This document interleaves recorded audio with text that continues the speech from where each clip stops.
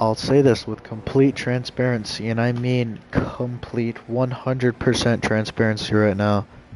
I genuinely want to quit this game. Because it's either that or I become the best 1v1 player ever. Because I don't have friends that play this game a lot. I don't. Like, most of my friends that play this game, they play this game like a decent amount, and they'll get off, and then get on, and then get off, and then it'll just be like an on and off day-night cycle of get on, get off. If I had a friend that I could play twos with, I would literally play with that man forever. I'd quit Apex, I'd quit Fortnite, I'd quit literally any video game and just commit to Brawlhalla. But since I don't have a person like that that I can pretty much gang with forever, it's just hard. It's practically impossible. Because I'm plat. Listen, in twos I'm plat. In ones I'm like high gold, like 1650. Like I'm literally right off of plat. Like I'm a plat level player, and it's obvious. And the problem that I have is that I look like I'm fucking terrible because I'm constantly getting double teamed thanks to my teammates just dying so fast. And if it's not my teammates dying so fast, it's that I'm getting double teamed in the middle of a fight because my teammates just not doing anything. But enough about this rant about how teammates need to literally be removed from the fucking game. We should really talk about how, aside from solo queue needs to be removed, we should really talk about how, Bothalla and I have an agreement called me play game. Yeah, that's about it. That's the whole agreement. I play the game. In all seriousness, right now we got Jayun versus Olgrim facing off. So, yeah. If you don't know, in the last tournament, I fell asleep again. Pretty much on, Taros versus Rayman. And Taros won 2-1. Little fun fact for you guys, by the way. Taros is the 6th seed in losers. Okay, I'll tell you who's in winners bracket right now. Seed number 32, Azov. Seed number 16, Hattori. Seed number 24, Petra. Seed number 25, Bodvar. By the way, Azov and Hattori are facing each other, Petra and Bodvar are facing each other. And seed number 28, Lin Fei, is facing off against seed number 12, Zariel. Seed number 13, Asuri, is facing off against seed number 4, Ember. Seed number 3, Queen Nai, is facing off against seed number 14, Sidra. Seed number 11, Ragnir, is facing the 27th seed, his teammate, Scarlet. Seed number 7, Magyar, is facing up against seed number 10, Baraza. And then seed number 15, Onyx, is facing off against seed number, 2, Munin. And in losers, so far, we've had Nash beat Thor. Nash is the first seed of the tournament, by the way. And he, fun fact, had to go through a reverse restock in the very first game of literally the very first game of losers bracket was a reverse restock. It was incredible. And a little fun fact. Then we had Bryn versus Isaiah, and Isaiah had a reverse restock. And that was a 9-8 matchup. That was something that was supposed to happen on winner's side, happened on losers. A lot of upsets in the first half. Because the seeds number, like the only top 8 seeds left is everybody. Yeah, everybody in the top 8 so far is still, like, playing, but the ones that are in losers are Nash, Isaiah, and Taros. Some of the other legends and losers confirmed so far is Nyx, Mordex, and Thatch. Sadly, I really don't want Thatch to continue far. Now, on the other hand, Jayun and Olgrim are... Well, they're Jayun and Olgrim. They're facing off right now in the losers bracket first round to figure out who will move on. Now, let me finally get on with it. I hope I did everything right. 3, 2, 1, brawl! So here we go. This is game 1. Just for the record, for these tournaments, the first 2 rounds of both winners and losers will be best of 3s, or first to 2s. Basically, you just gotta win 2 games. And then in winner's side, from the 3rd round and onward, you have first to 3s, which means you have to win 3 games. Oh, Jayun being aggressive, but he makes it back. Oh, that M light. Ground pound doesn't kill this yet. Ground pound from Jaehyun. Oh, went for a double. That didn't kill. Wow. Okay. Decider will do a good read from Olgrim. And in loser's bracket, you have best of 3 sets, or first to 2s, whichever one you want to call it. And you'll have those all the way until the top 8. So like 4 rounds of losers. Ooh. Oh, and the cider, good move.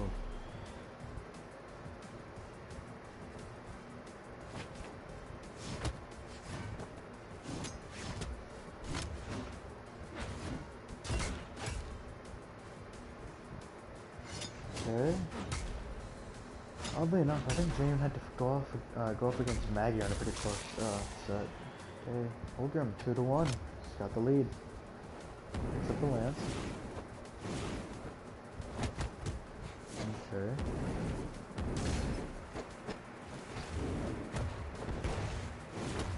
Double ground pound from Jaehyun, down air, side air. Finally seeing the lance of Olgrim kind of come alive.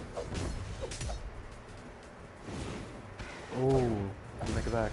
No, but he gets the ground pound. I don't think Jaehyun makes it back. No, he doesn't. What a move. And Olgrim with a complete 2-stop. Great game there. 466. That's good KO efficiency. That's around that's like 152 damage a stock. Which is good because 150 is like red. Or like 140 is red, so. That much damage per stock is great. Okay.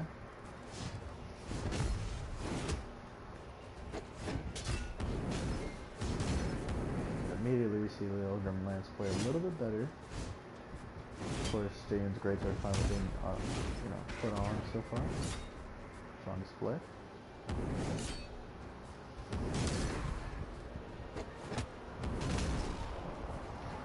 Cider almost takes him all the way to the left. Or to the right, what am I talking about? Satellites here confirm the kill. And yeah, just like that, Olgrim takes a lead. He's looking at 2-0 so far. Okay. Jaehyun with the sword. Down sig, okay. Oh, and the recovery does it, okay. Just simply good movement right now, and I'm saying okay a lot, it's pretty weird. Okay. Wow, I just said it again.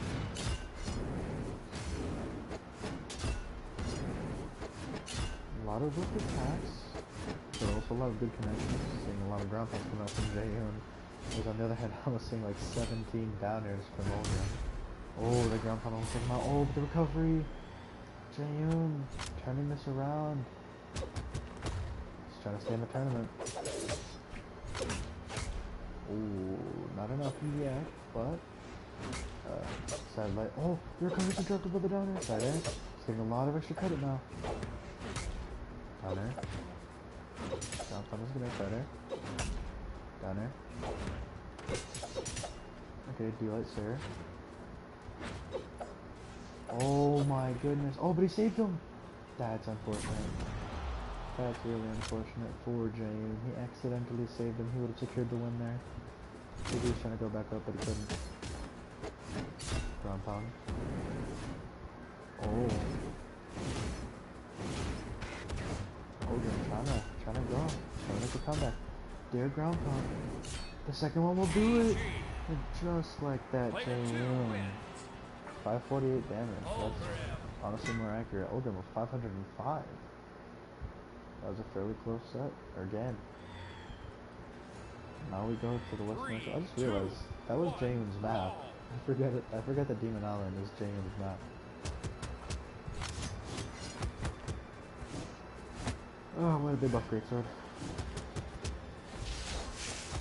Okay.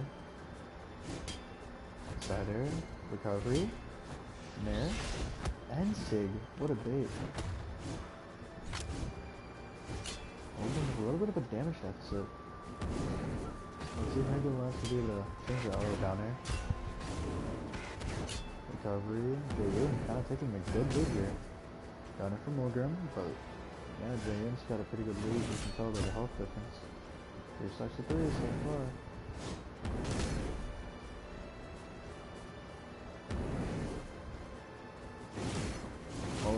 Double nair. Oh, the nair from Jaeyoon, the double nair from Jaeyoon just copied Ogrim, but it killed. He wants to go for it in this matchup. Fair enough, he has been doing a lot of damage on it. The 3-piece immediately. Oh, and the recovery doesn't have enough just yet, but maybe one more. Feel like there didn't do it, okay. Of course, now we see the Ogre Max, but he might not have it for long. Oh, he waited until he picked up the weapon so he would be forced onto the sword, I guess. Picks up the lance. Kind of going 1-for-1, never mind. Jaeyoon kind of taking an even bigger lead here. Double unlight. No whiffs. Jump on. Cider! Finally see somebody connect that. Last time I saw that was Caspian and 2 is clutching it after his team. Good stuff there from Jaeyoon.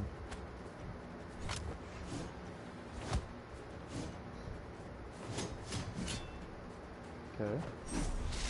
Nice little 3-piece for Jaeyoon. Immediately Ogrim.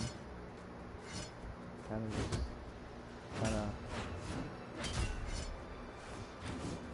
trying to make the comeback after such a good game 1. Oh. Double nair, or unlight, what am I talking about? Side air?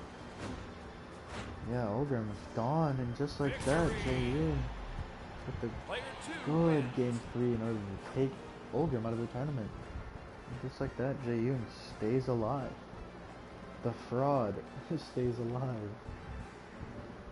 And now, we have the Kuno back. We have the Kunoichi, and she's going to be facing off against Tia. I hate the back to school music, please. Can this event end literally any sooner? Like, any sooner at all. They should make a Labor Day event instead. 3, 2, That'd be pretty interesting.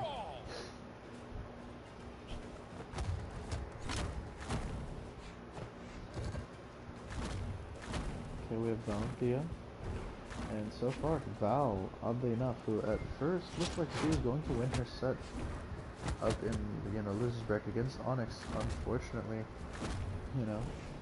couldn't do much. Right now, though, she's looking to take Tia, Tia who is the 31st seed, so Val is projected to win this. She's expected to win this. Of course, Tia's not going to make it easy. Ground pound. Nair. Ground pound Nair? Unarmed? That's weird. Okay, Nair. And the Saddle will take her out just like that. Thea, but having a deficit earlier on in this stock, ends up being her who takes the first one. Oh, the side takes her up by side air. Oh, the side air, I guess. The boots kind of pressuring.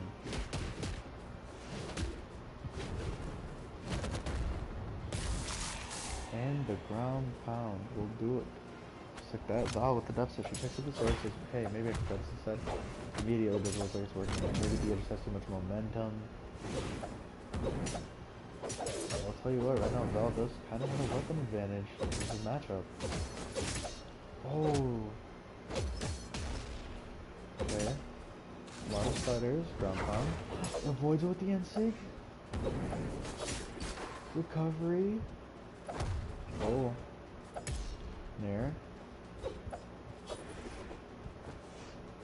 Dodges. Keeps her at bay. And just like that, Val turns the stocks around. Kinda shows, I guess, the momentum shift. I like to call this map a momentum shift map for twos, because usually a team will lose their first game and then they go good in the second game and they immediately win. It's funny. It's kind of what happened in the grand finals of the one thing last time where Moonin clutch comeback on, I think, Apocalypse. Oh, final stock so far very intense. The sword matchup working wonders for Val. He has absolutely no answers for the sword so far. Oh, the recovery. Maybe some good old-fashioned boots might be the thing. Recovery immediately. Flash. Down here. And light disarms. Oh, side air. Who's gonna win this? Is really close, and the N-Light doesn't kill. The nair, maybe the juggle, the side air. Does Val have enough to make it back?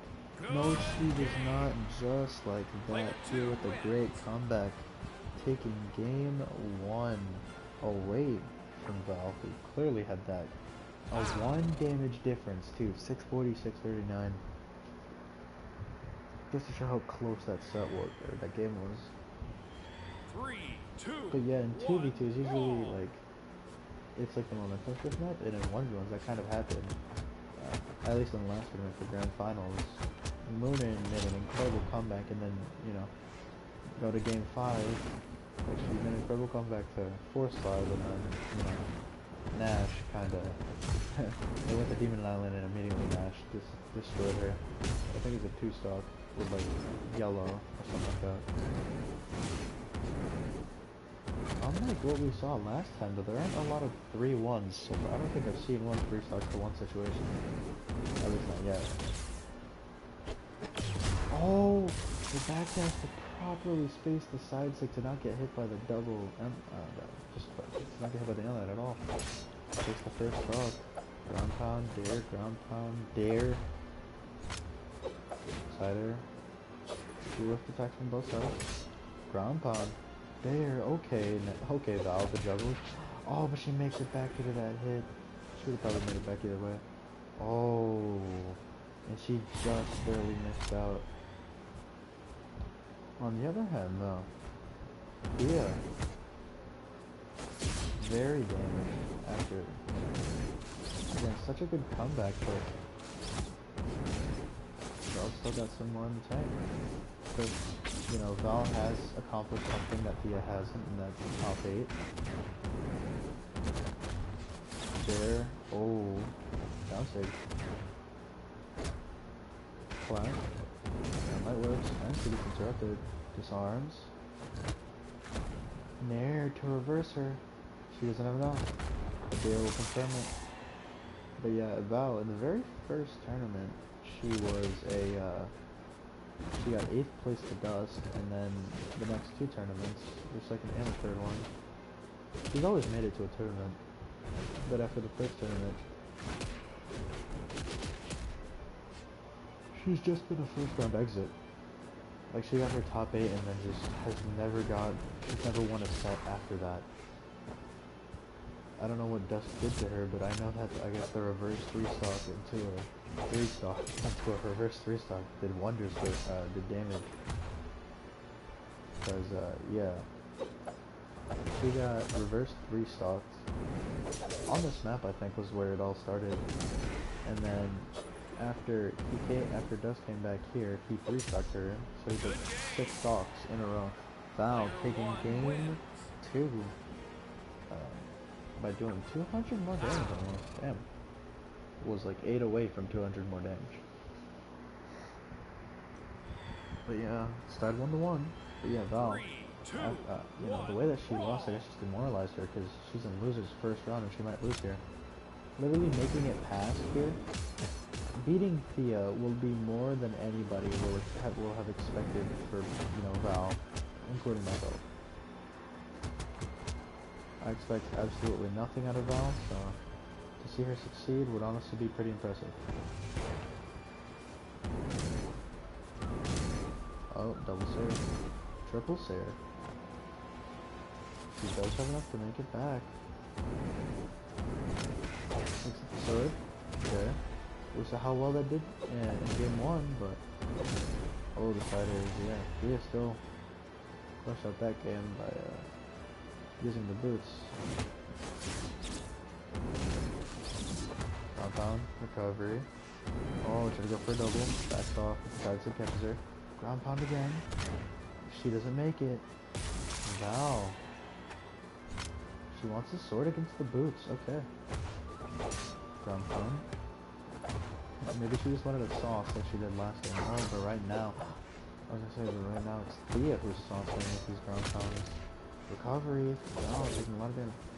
That end light didn't hit. The recovery didn't kill. Oh.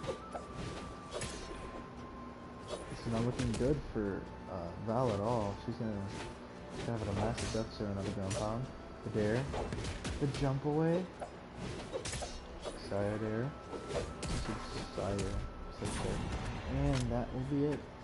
Recovery, the very final hit will do it. Picks up the lance.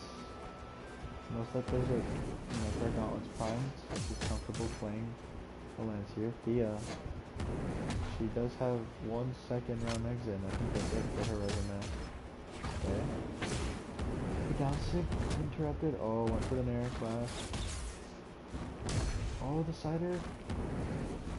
This Thea is very passive, unlike every Thea main ever. And yeah, we're gonna just have to see, we're gonna have to see a Moonin level comeback for my expectations about Val to just ever rise, because if there was a moment for her to have a perfect stock, it would be now. She'd have to pull a Nash or like a Moonin level stock. Just for reference, in Nash's reverse 3 stock, the final stocks, he practically didn't get touched and was on red for that entire stock. Okay, she makes it back, and yeah, same was Moonin when she reversed 2 stock Nash. Jump on. Oh. Thea just needs 1 good hit. I don't even know if a ground pound will do it. It might. She's got high defense though.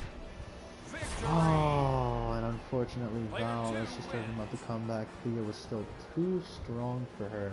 And unfortunately, after doing less than 600 damage, I think, for her, for a win, we'll see Thea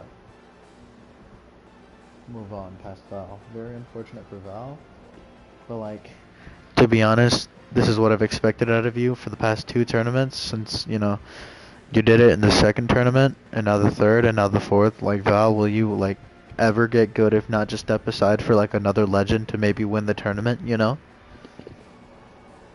Now then, if Thea wins the entire tournament, I can't disrespect Val ever again, because Val literally made it a set for a second. Of course, it's not like I respected her ever. Well, I mean, I did at one point. It's just that, I don't know, Val's kind of abandoned the playstyle that made her get 8th place. Or 7th, technically. And it was that, stage control-y playstyle. But right now, we're gonna see if even more upsets happen, because we have, okay, I have to. Like, I have to. Look at this. I just have to quickly remember what we have, okay.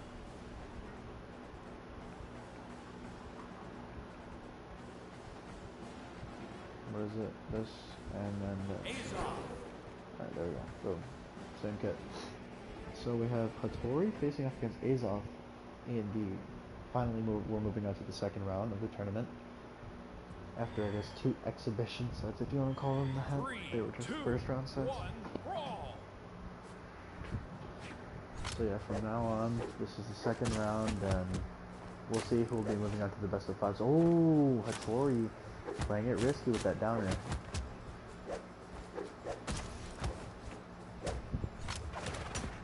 Down. D-Light in air. Yeah, I'm sorry, but Azov's bow is insane.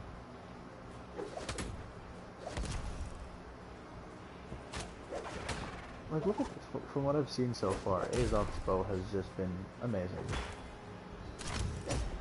Like, to put it lightly, amazing. Because, well, it's the reason that Nash lost. It was just incredible spacing, but right now, Hattori kind of tied it up and also took the lead. Obviously not advantage to the final loser stock, and yeah. We'll go back to the rightful owner of the lead, but for a moment, it was there. Oh, Vector lost to Lin Fed, and then frauded against Nyx. Oh, so Vector is a fraud. When he has high expectations, he just doesn't get anywhere. That's funny.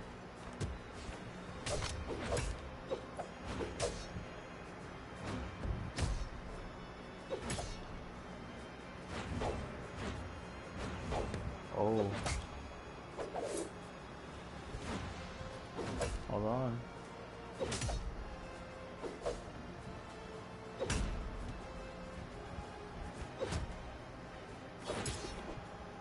Oh. Not enough. That one will do it. Just like Hattori to take the lead. Oh, just that's the one. I don't know if we're playing with the bait Azov, but if it was, it kind of worked, and right now, he's sitting weaponless, but he is dealing most of the damage. Recovery almost takes her out. He can pick up this bow, he might have a way to kill her faster. Oh, ground pound. And the end sig will do it. I think that's what he used to take out Nash from Winners. Oddly enough, though. There's it here just to tie up the stocks. Double ground pound. Went for a triple. Gets the triple. Nair. Double Nair doesn't work out. There. There doesn't hit. Nair. Keep himself there. Ground pound again. And yeah, you just kind of see why Azot's such a menace. His axe is incredible because axe is broken right now. Literally, if axe is meta, it's broken. Oh my god. Oh my god. The turnaround.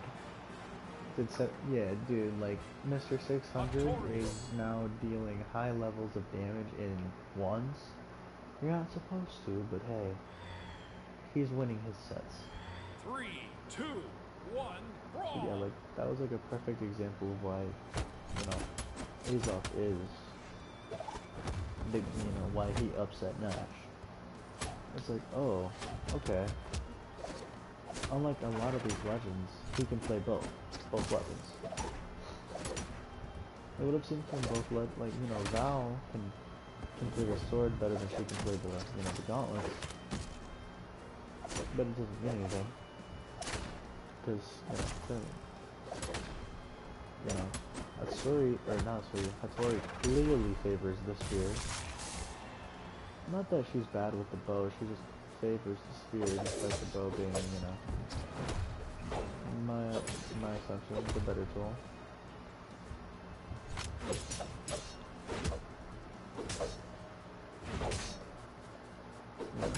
Azov can play both. Vector, before he, you know, whenever he's actually doing good, he's able to play both. Like, mostly the best legends play both. Oh, what a side air. Oh, but he's down 2 stocks to win, gonna have to make a comeback here.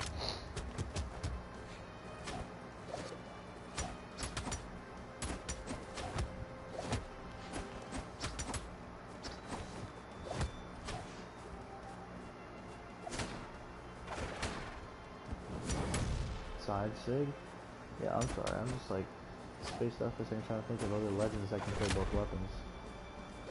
But yeah, Hattori clearly much better on this, you know, this spear. Pretty much untouched so far on this stock up until now.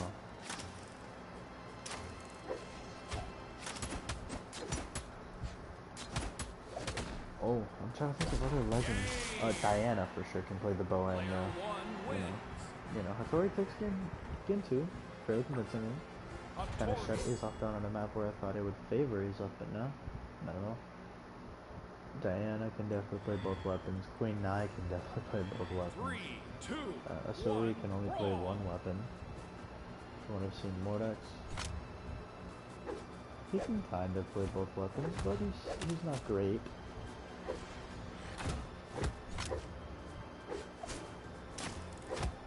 Zariel can play both weapons. No, he's way better on the bow.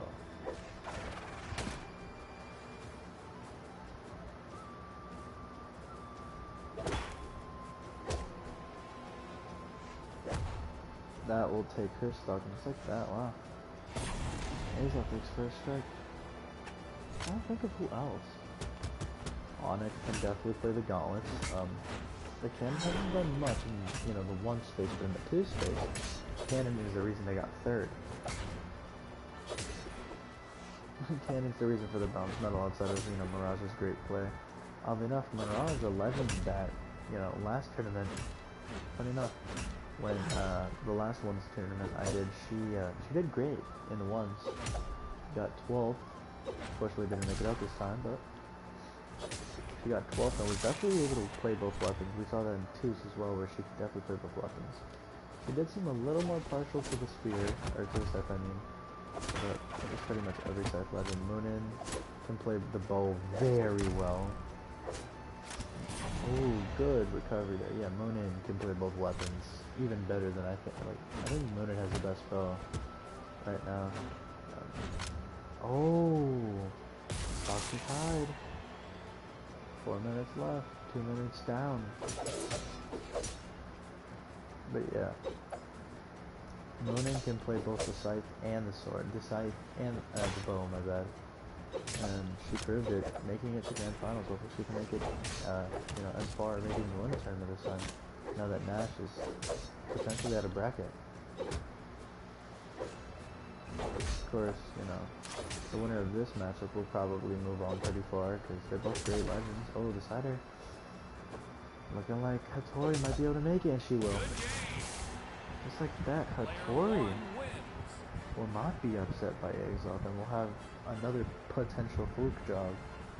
This kind of happened with Thea and Vector in the second tournament where, you know, Thea may or may not upset and then lost.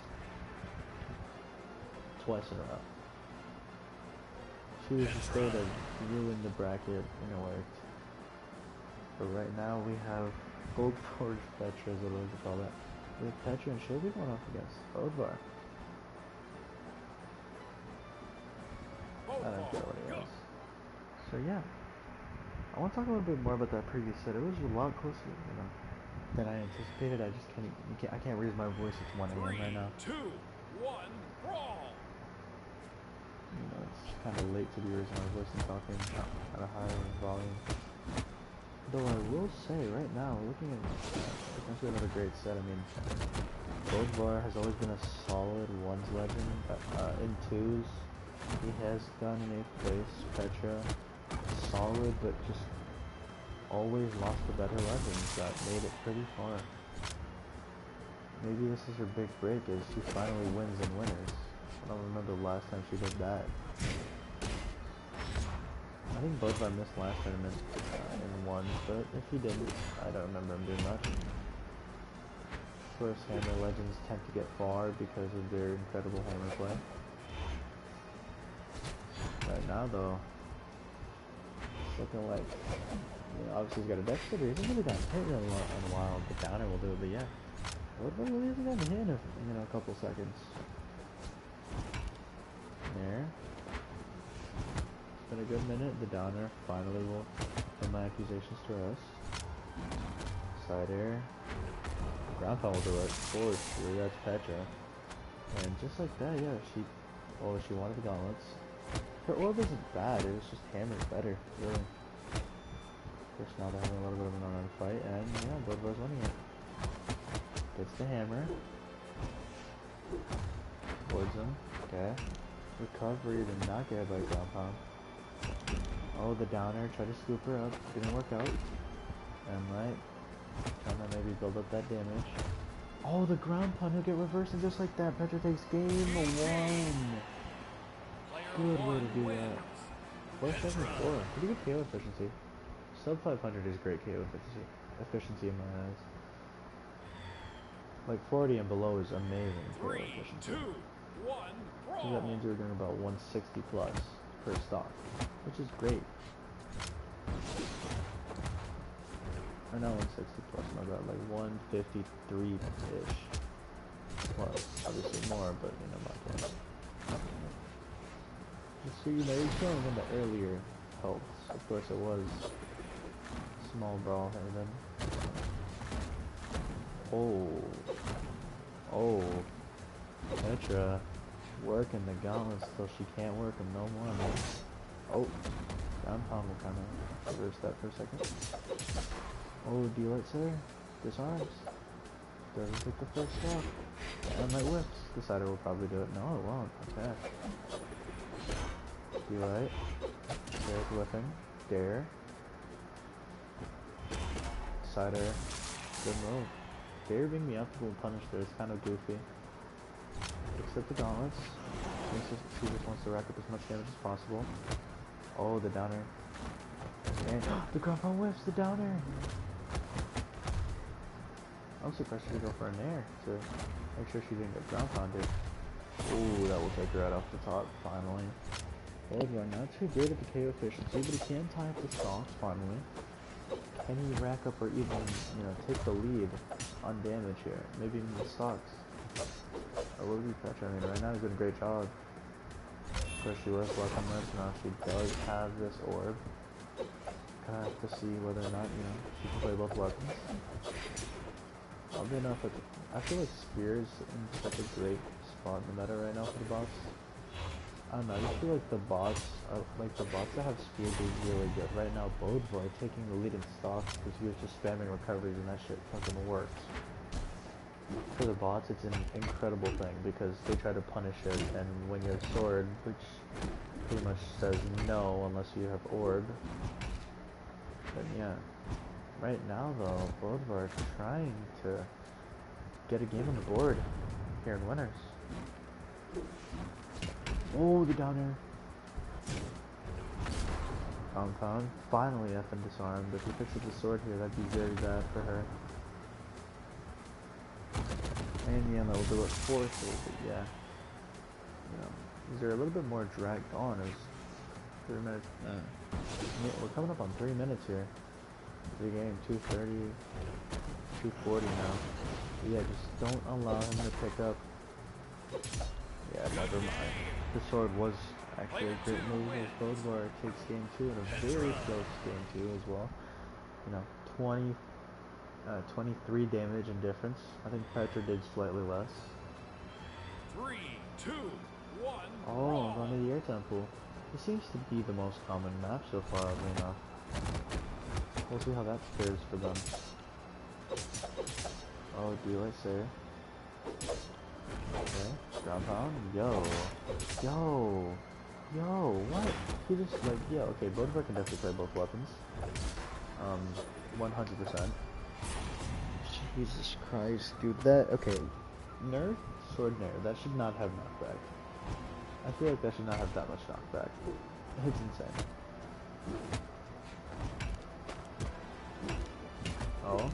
Oh my god. No, like, it's actually just over. It's actually just over for Petra on the winner's side. It's over, he's got a full stock lead, and he's continuing to increase it. The recovery, the ground pound, yeah, it's over. No, like, actually, it might actually just be over. The end sig. Cider. Like, the way that it's looking, it's just looking like we're gonna see another 3-stock qualification, and we will... I don't think she can reverse 3-stock this. I mean, hammer and sword, pretty good weapons. And she just got double ground powder, that's a great deal of damage. She whiffed. The balance doesn't go for the recovery, you saying? No down air recovery, learns from her mistakes. How can she make this stock last 2 stocks? I don't know if it's possible. I mean, he's got the hammer. Easily his best weapon. Despite, you know, this sword being great. I might put her away. No. Yeah, this is over. The down air will, you know, make me sad because oddly enough, these two are supposed to lose, not even win a set. Crazy part about that isn't even that. Craziest part is this is an upset. This is just a full-fledged upset. Bothalla is the 25th seed, Petra is the 24th seed. We'll see Petra later. But right now, we have an even lower seed facing off in the bracket. It'll be Lin Fei, and she's facing her next door neighbor, Zarya. I feel like that set was a lot closer at first. I feel like at first it was a lot closer. And then, you know, games 2 and 3 were kind of just great. But right now, when you look at Lin Fei, with the drip that I've instilled in her, I can't say that she plays both weapons, because she's very partial to the cannon. Even in 2s, like, even though we've seen, you know, her guitars be better, we kind of start to see the flaws, whereas the recovery will take her on Zarya. Good lead for him so far, but yeah, like, we've seen the guitars are better. He actually just saved her with that cider. She would have probably taken herself out. This is why I freaking hate these bots. Like, pick up the god-blessed weapon, man. Finally, recovery, not enough. Wow, high defense. Side light recovery didn't work out. Ground pound, dare, double dare, down sig. Good move there. Yeah, see, like, she's so partial to the cannon. I will never understand why, because it's been so obvious in every single tournament she's been in. The guitars are better. Got a little three-piece. Ground pound. Side leg. Circular connects. Recovery is a joke. Ground pound. Ground pound again. Disarms. The end light. Hit the floor. Mirror whips. Oh! Cheeky spacing there. Ground pound will take him out. Oh, man. Bounce sig. Nazario has the bow. Probably has a lead here. Nope. Oh, what a dash! That was fast as hell. There. Despite not having a weapon, Lin Fei with a slight damage advantage. She's doing the dash canceling to like avoid the bait, avoid the recovery bait, or like the weapon bait twice actually. Oh, ground pound, double ground pound, triple recovery to the extra salt. Lin Fei takes game 1, dealing almost 600 damage there. So I think 495 from Zariel. He spent a lot. Oddly enough, Zariel is the 12th seed, whereas Lin Fei, who was expected to face off against Vector, you know, Lin Fei would just beat Vector.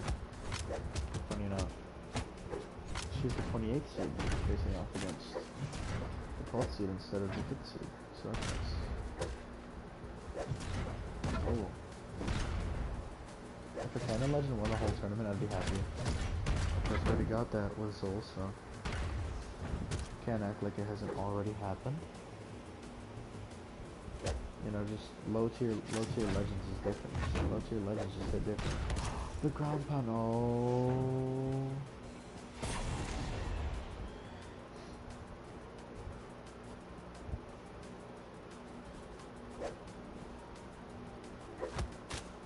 I don't know what the hell she's going for, but right now, Zariel is just triple ground pounding her to death.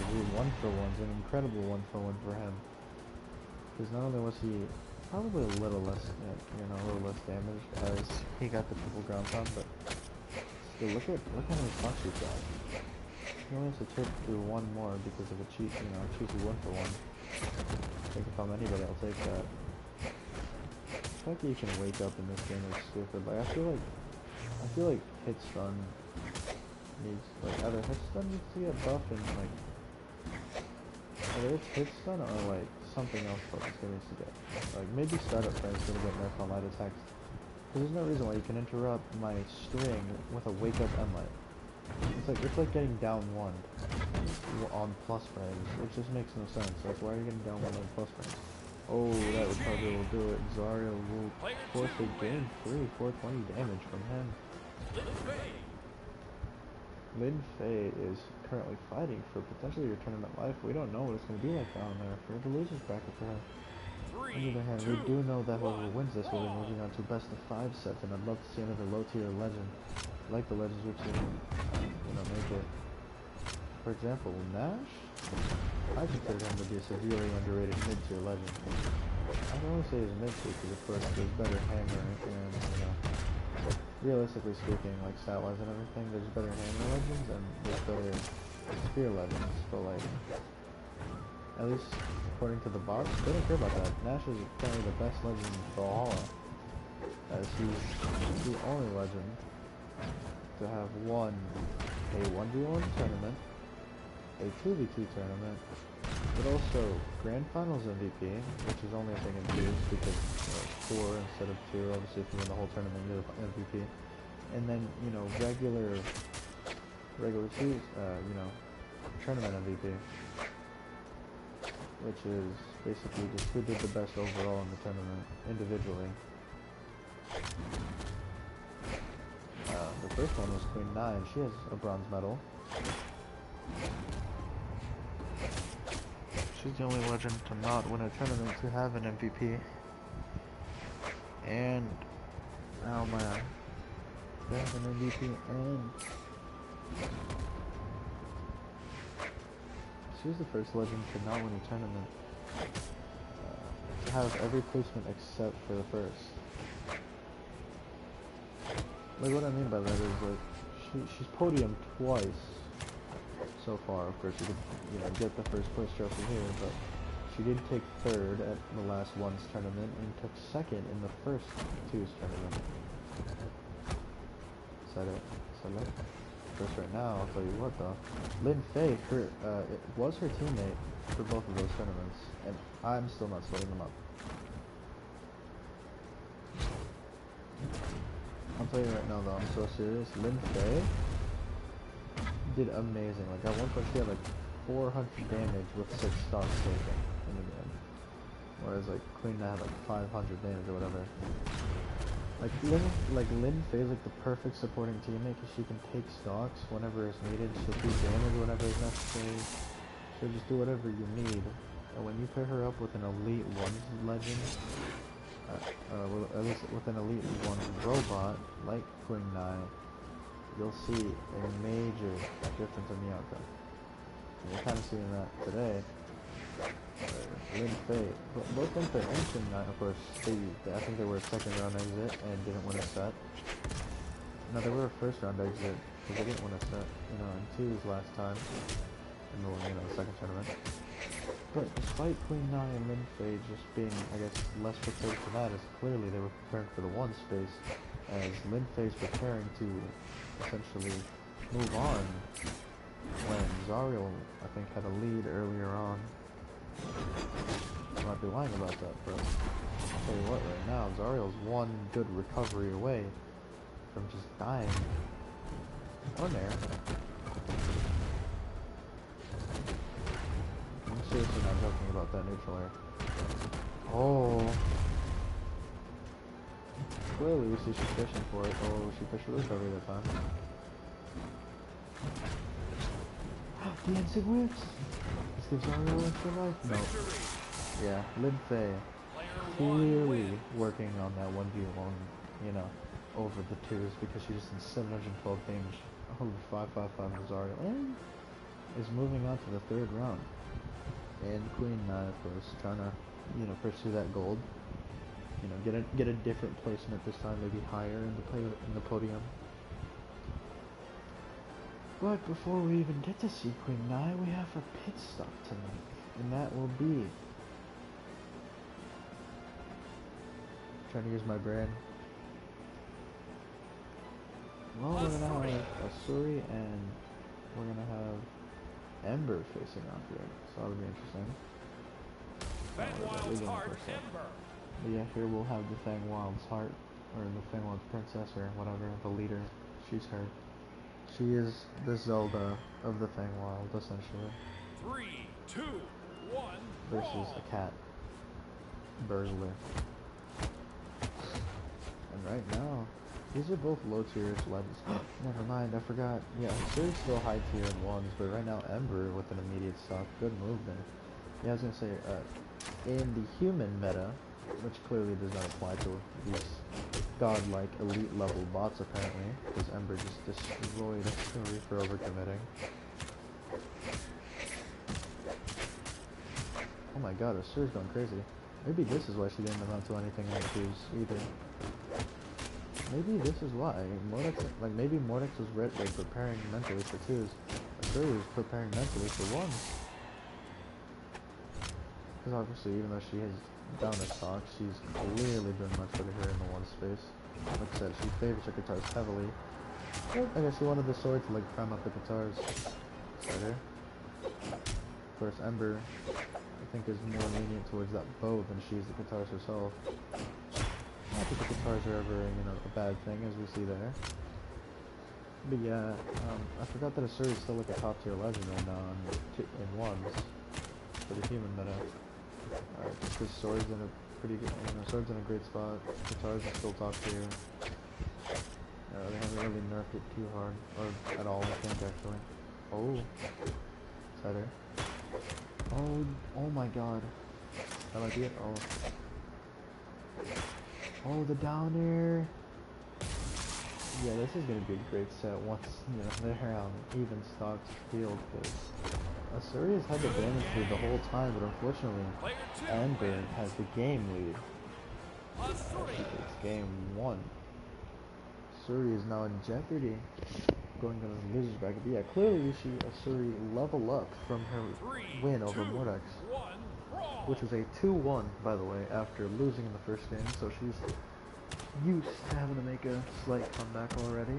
Of course, this time you're making it on, you know, the 4th seed, and somebody who's honestly a favorite to win, considering she won 2s and won Grand Finals MVP.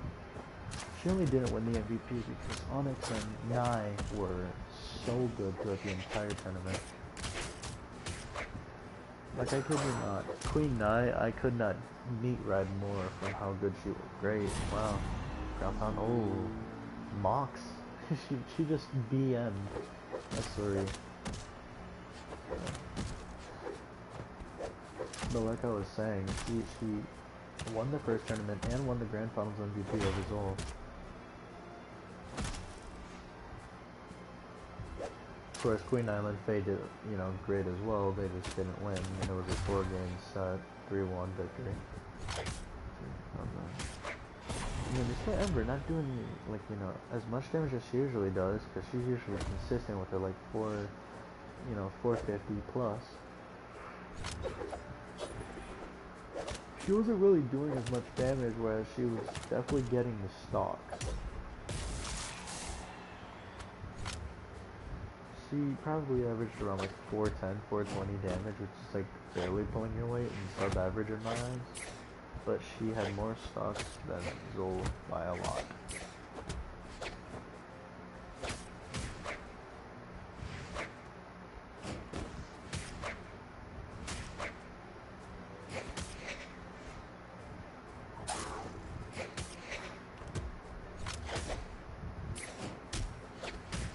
Oh, and that recovery will doing just like that is sorry.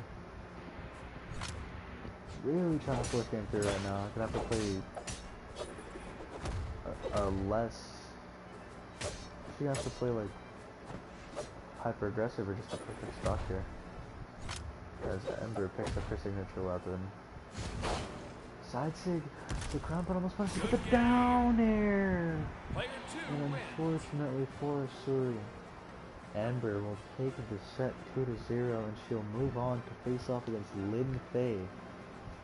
So we'll have a low tier legend matchup between those two.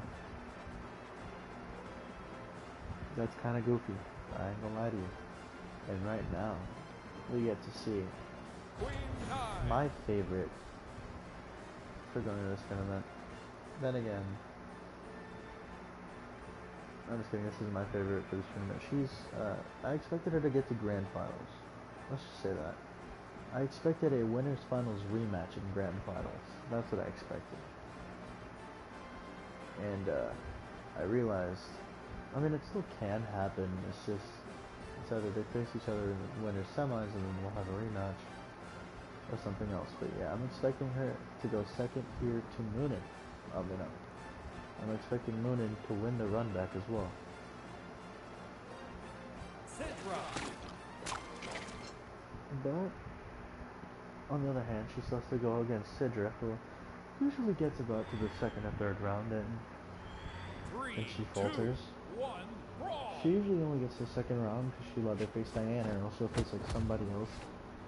Yeah, that's either fourth or third. Like, she'll face second, third, or fourth, and usually those are like the more consistent placements, oddly enough. Or not fourth, my bad, second or third. Or like somebody that's better. I think she lost to Diana twice, and then didn't appear last tournament. And she did literally nothing. Down there, oh, she makes it back, Queen Nye. Cannon kind of rising up here, oddly enough. I wasn't expecting to see some of the cannon left in winners. I don't know, it's like, oh, 2 cannons, that's not a lot. Well, it's more than just 2. Because remember, Onyx is still in winners, and that's like a big shock. Not that Onyx isn't winning, that's not a big shock. The big shock is that there's 3 canon legends and they're all actually performing pretty well. I mean, right now, Sidra tied up his stocks, they're taking a lot of damage a minute into the game, and they're, 2 stocks to 2 tied up. Side A. Oh, side low was a little bit of no committal. Face through the sword, side sig. Yeah, we'll see a lot of those where like the wake up won't be a light attack. It'll be a freaking spaced out signature from Queen 9. Where's why it usually works, and kind of the reason why she got as far as she did last time. So right now, like I said, she has a lot higher chances to get even further than she did last time. And she got good because, Nash. It's not that I didn't expect Nash to be great. I expected him to top 8 like he does every tournament. He's done it 3 times in a row.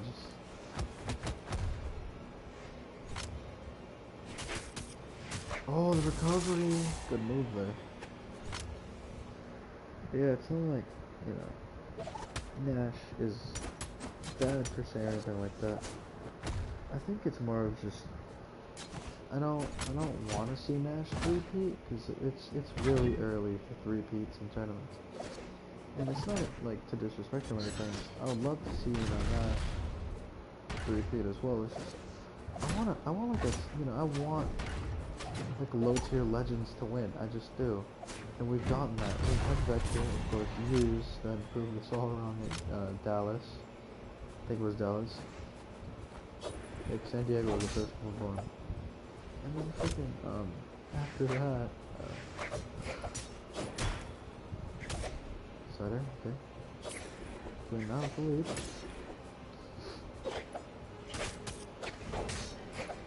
Oh, down air. Silent gonna watch out with the side sit from the sword legend. The ground pound. Queen Knight can't make it back. Sidra with a comeback. 100 damage of difference. Queen Knight did a hella damage to still lose. That's very unfortunate for her. Now her back's against the wall as we go to Apocalypse, a very similar stage. 3, 2, 1, brawl. But yeah, just for reference. Just for a little. Oh my god, Sidra's carrying this momentum to game 2. She might actually knock out my favorite for second place.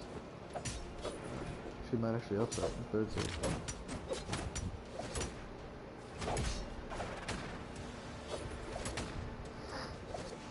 Outside of Ender, we're probably gonna have the whole top 8 cast down, then loser finishes. Just imagine that. And the worst part is only 2 of them can get in from losers. So that means we'll have a pretty new top 8.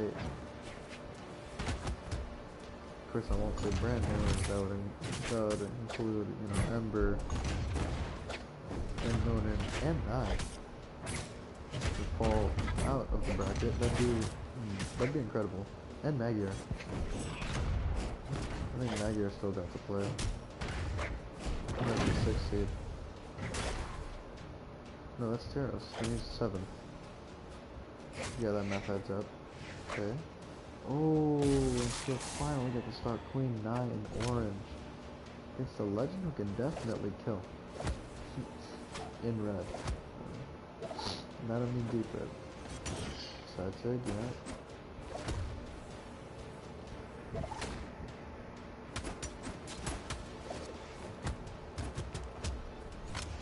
I'll kill the sword, so it's not confirmed kill percent, but damn near is, because she's not taking no hits. Is sword meta? Are we back to the easy weapon meta? And I say that because let's be honest, axe, sword, and spear, like the 3 easiest weapons to play. And mainly because they have like the easiest tier combos. For example, sword, D-Light Slayer and D-Light Hair will take you so far. D-Light Recovery will take you so far as well. You know what I mean? Like literally just using those 3 will take you so far. In like elo and bracket, whatever you want to do, it'll take you so far. Axes, axe. Even when bad, it's good. Just like even a slightly slower sword, you're still pretty much getting same qualities, more damage, and while spear, it's got like 3 true combos, and all 3 of them are so easy to hit, and they're so consistent too. Like daylight, what is it? Daylight recovery, daylight stare. Right now it's gonna be Queen 9 not making it. Sidra 2-0ing the 3 seed. Yeah, Magyar's still in here. And just like that, Sidra has upset the bracket heavily. And despite obviously being the 14 seed, that's an 11 seed upset. And now we'll see Ragnar. It's a beautiful skin. Ragnar and Scarlet. Moving on. Oh, they'll be facing off. Yeah, I just want to talk about that last set for a second. That was okay. Sidra with an incredible comeback. I think twice in a row. Or not twice in a row, but she did have an incredible comeback. And of course, Queen 9 almost brought it back. 3, 2, But unfortunately wasn't able to. That was interesting. That was a very good one.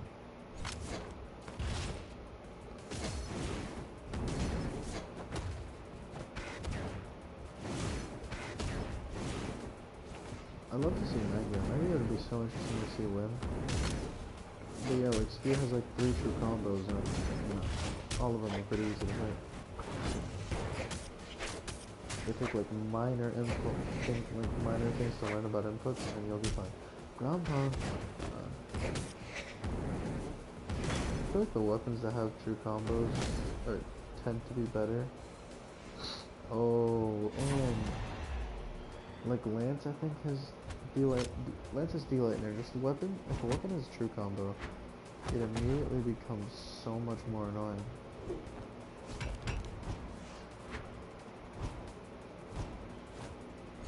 And I mean that. Like,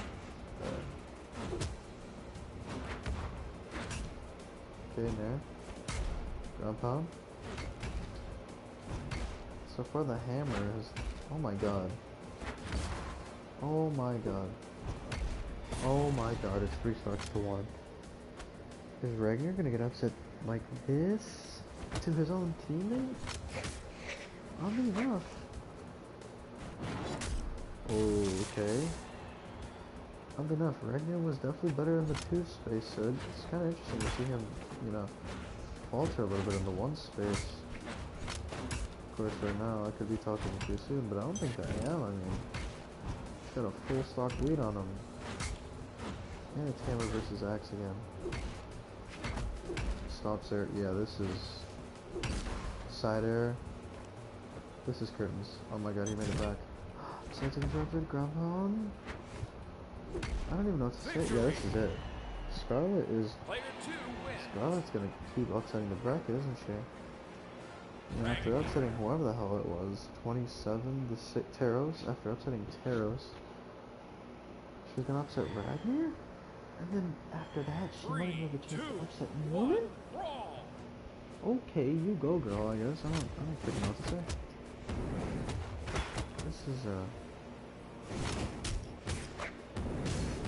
This is certainly Brawlhalla.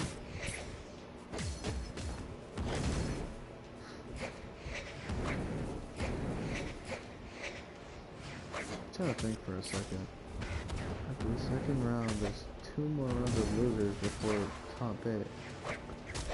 Losers top 16, and that's usually when I end the tournament, so do I just end this stream after the losers? I guess I would, right? I would just have to end the stream after the losers bracket. Because 3rd round is top 12 as well. Actually, for the losers bracket, we'd know the top 16, wouldn't we? Because then, okay. You have 32. And then you have 1, 2, 3, 4, 5, 6, 7. Yeah, you have 8 loser sets, and you have another 8 loser sets. Yeah, okay. Yeah, it would be top 16. So yeah, after losers bracket, we are wrapping it up. Just for today's very short schedule. So yeah, I'm gonna start doing like part 1, 2, and 3. I'm gonna do top 32, and then top 16, and then top 8. I might switch it to top 6 if top 8 is too. Yeah, if top 8 becomes like really long, which usually doesn't, so that helps out for that. Of course, Scarlet right now is trying to prove she's better, I guess. I don't really know why she should prove anything wrong because, you know, despite them not, I think they did good. I think they're top 12. Something like that. They did good though. I remember that. Oh.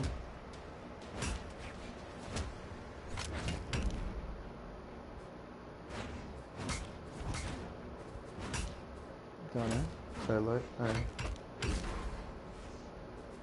She has the hammer. Clearly her better weapon, despite, you know, the lance also being somewhat good. Ground pound. There. I would laugh so hard if this is like a medium bot versus a hard bot the whole time. Because I wouldn't redo a single set. Because clearly the medium bot was putting in work. Because medium bot was definitely winning a few games. Okay. Ground pound, that's it. The double for the extra salt, Ragnar. We're going to game 3. So yeah, hard versus hard, okay. Good. So Ragnar versus Scarlet, we're game 3. So that's definitely a way to do it. 3, 2, 1, brawl! No, Scarlet and Ragnar were first round exits. Oh. They did terrible, my bad. Yeah, they're either gonna break up or they're gonna have to figure it out, but right now, they're trying to decide who's better. And right now, Ragnar taking a very great stock right now. What the heck?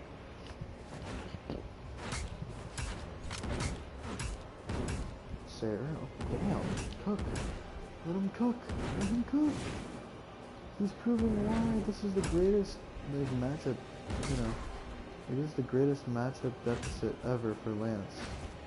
It is the greatest matchup deficit in Bothalla. Like Axe versus Lance is easily so far in Axe's favor. Because it's like Lance is a somewhat heavy weapon, and despite it taking heavy priority, they can literally just jump over you or like stay under you, and you'll be fine. Oh my god, and she overcommitted just like that. Ragnar's gonna 3-star. Ragnar is not going to get upset today. I don't know what happened to her, but we're an hour in, and Ragnar and Scarlet? Ragnar's 3 stocks, Scarlet, so Ragnar is definitely still powerful, of course. Not much else expected from a dude who did have an 8th place appearance once. To Magyar. Funny enough, Magyar got 4th. I think this was the 3rd tournament, actually. Yeah, this was last tournament where he got 8th, and I think Arcadia also got 8th. So, yeah, nothing too crazy. If not that one, then the 2nd tournament. Still wonder if Ragnar and Dusk are going to get back together, because they were a great duo, and I think both of them kind of faltered. I might be wrong about that. I think Dusk might have actually been like a lot better than the first round exit. So right now we have Magyar and Barraza. Magyar! Barraza!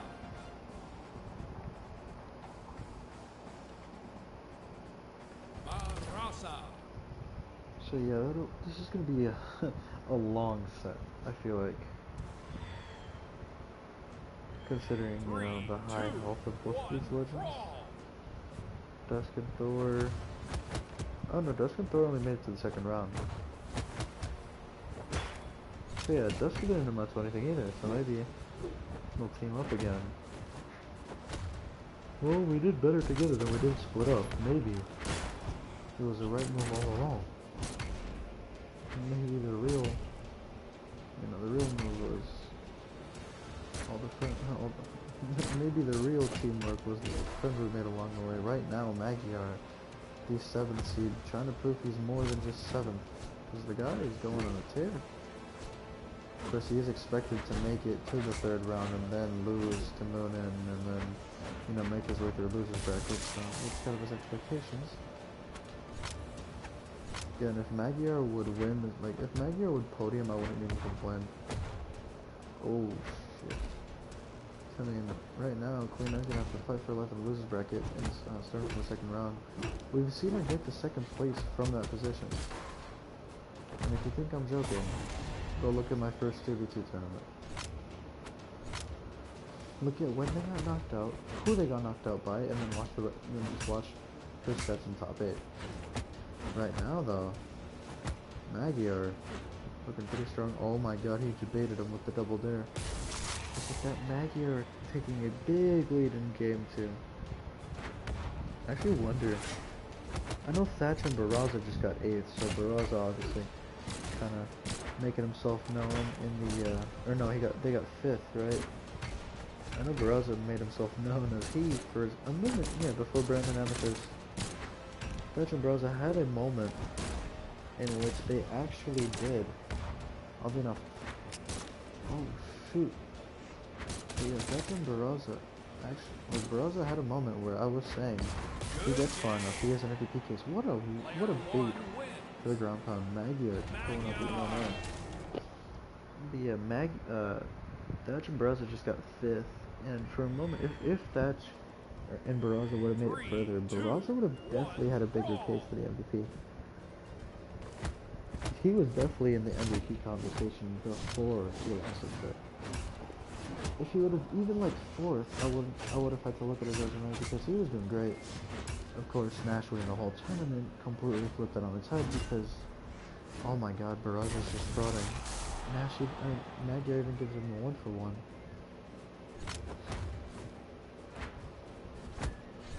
I said Nash. Barraza is just frauding, and yeah, Magyar even gives him a 1-for-1. Maybe it was a bait the whole time, I don't know. I might. Finally see the hammer come into play again for Magyar. Of course, it's not the first time. I feel like Magyar is definitely better with the hammer, but it's not like his greatsword is that far behind. Like, it's definitely behind, just it's not as like big of a difference. Of course, right now we'll see the blasters definitely be Barraza's main weapon, oddly enough. That sounds just about right. Pretty sure that's kind of what propelled him in the 2 space.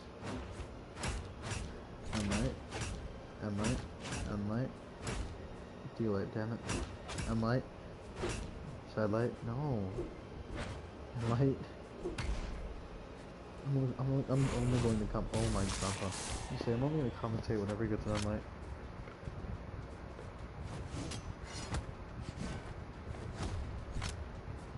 I was so sad for Artemis and Mako when they lost to Tai and Koji because I was like, oh yeah, let's go. You know, Artemis and Mako, they're making their case. Oh, and Barraza takes game 2. We're going to the final game of the set.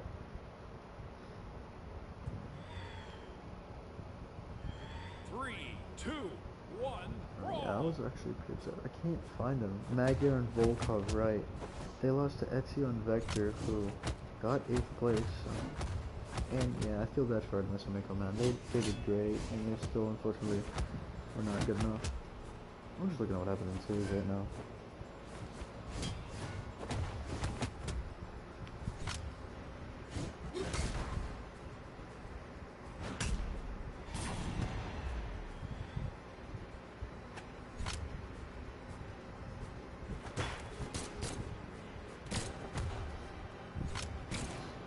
My nose.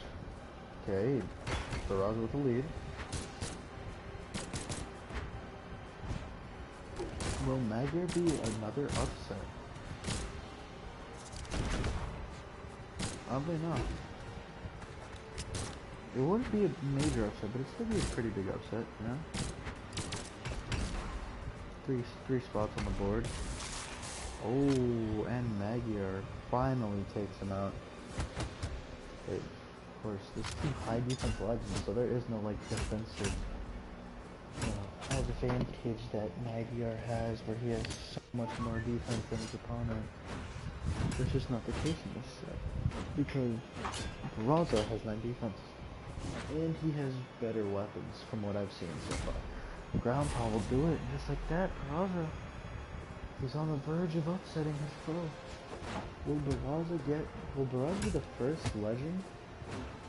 Oh, I might be speaking too soon. As he gets debated again as final call. I'm gonna say, will Bothalla be the first legend after Nash, of course, to get top 8 in both events? But like, he would be the first legend to get him in to get top 8 in both events back to back. Like like in the same like seasonal event, we'll say. Like for example, like let's say this was like summer championships or whatever. I don't freaking know. Summer championships for once. Say he top 8'd in one, because oh my, Magyar with the comeback and just like that. I was not expecting that downer to kill. That's why I didn't say anything about it, but never mind. Magyar is not being upset by nobody today.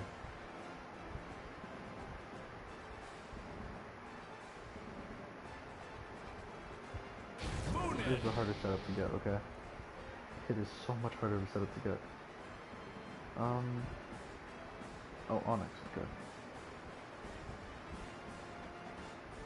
I need to get a skin for Onyx. It's been way too long.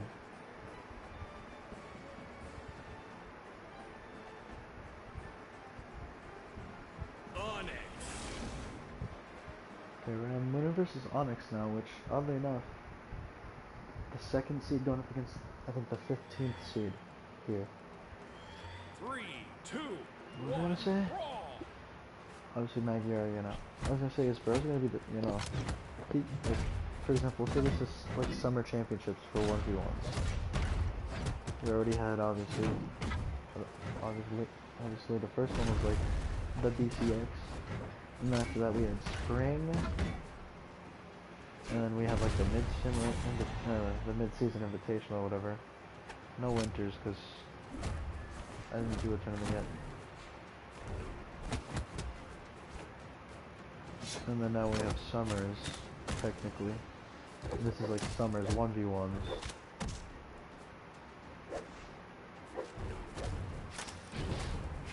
I will just think of last tournament like a LAN LMAO.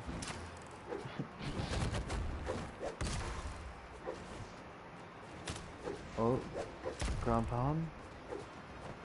Oh, no Nair. Definitely not Moonin. Somebody's playing for Moonin.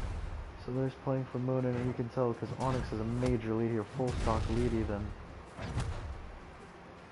On. Oh, what a dodge, but unfortunately was not enough to down table to it. Okay then. Yeah, Onyx, major lead here. And she's looking to extend it.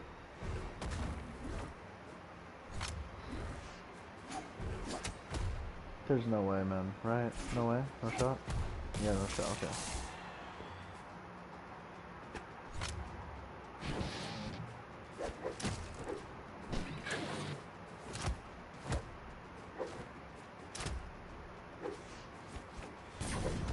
The bait! Oh my god, Moonin's goat.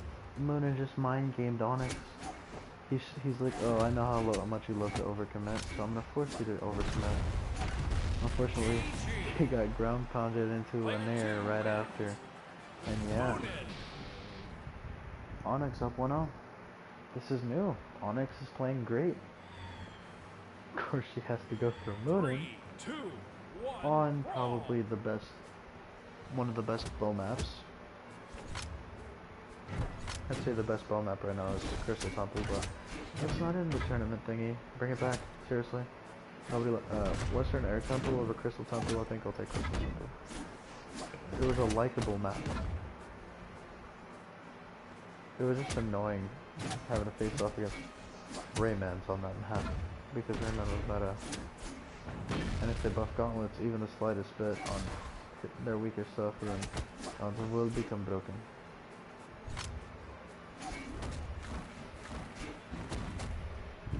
Like if they're just fixing hitboxes for something, It'll freaking make Rayman meta somehow. Somehow everybody will go back to playing Rayman. Ground pound. Recovery, good bait. I think Moonin is starting to download the code that is Onyx. Of course, I don't think it'd be the first time, as I think that team that actually beat, you know, oh my god, that's it, that's Onyx stock.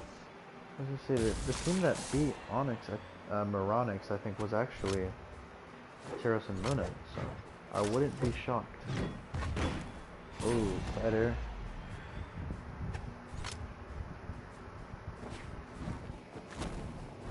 Will we see a reverse restock from Onyx? Sheesh. Sheesh. Good question. Oh, right now it doesn't look that way. Going 1 for 1 on this is not how you want to do it. You want to go 2 for 1 on things. You want to deal twice as much damage as you do. You also want to take the stocks as soon as possible. Actually, as a weapon, it's going to be even harder. Oh my god. Oh my god. Didn't hold it in for the cider instead. Downer. Oh no. Cider will do it just like that. Monen. The first game 3, despite a terrible game 1 from her. But yeah, I actually think Team Moronix did lose to Team Teros and Ronan. Which I didn't expect to be bad, to be honest. I think that was one of the few teams that didn't. Yeah, so Moonin and Teros did beat Team Moronix. So it wouldn't be the first time that Moonin has downloaded Onyx's, you know, code. Her combative infrastructure. And yeah, right now, it's evident as even game 3, despite it being Western Air Temple. A map that actually favors Gauntlets. Moonin is so far the one coming out on top. But yeah, Moonin coming off of a top 8 in 2s. And before that, 2nd place in 1s and whatever the hell. I think she got a first round exit in the first tournament of 2s. I don't even remember who her teammate was. It might have been Nick. No. Thea? Thea Moonin. Thea Nick, or Moonin Nick.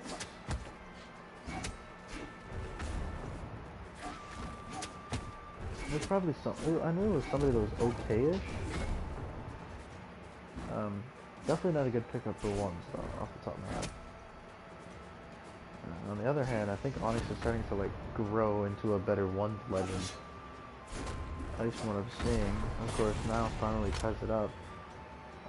You know, 2 stocks apiece here in game 3. But I don't really know about the damage. I can't tell. Okay, now I can. Orange to light yellow.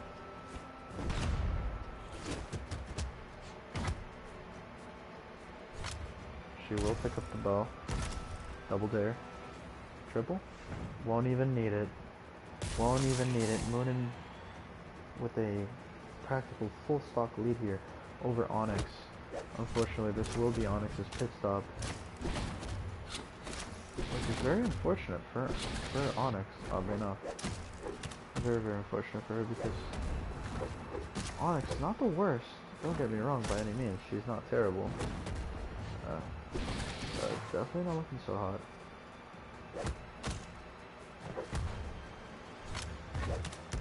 Nair might do it. No, recovery whips. Well, I think it was dodge. Feel like Nair will do it, but now Onyx is gonna have to play a perfect stock here to take this. And playing a perfect stock does not stop with getting hit by a wake up Nair. Down there. Ooh, recovery! What a freaking wake up tool! Light Sear doesn't hit. Down air.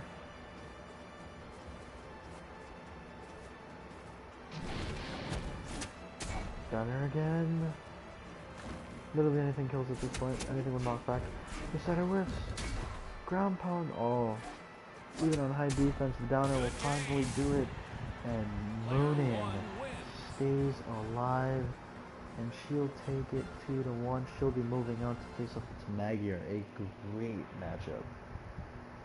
Now then, Onyx don't go anywhere because now, after facing the second seed, you have to face the best of the best. You have to face the undeniable.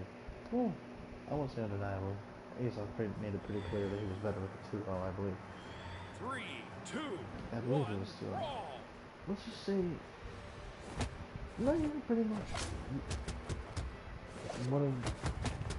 one of, if not the best, in my opinion, the best legend in Bothalla. So that's amazing because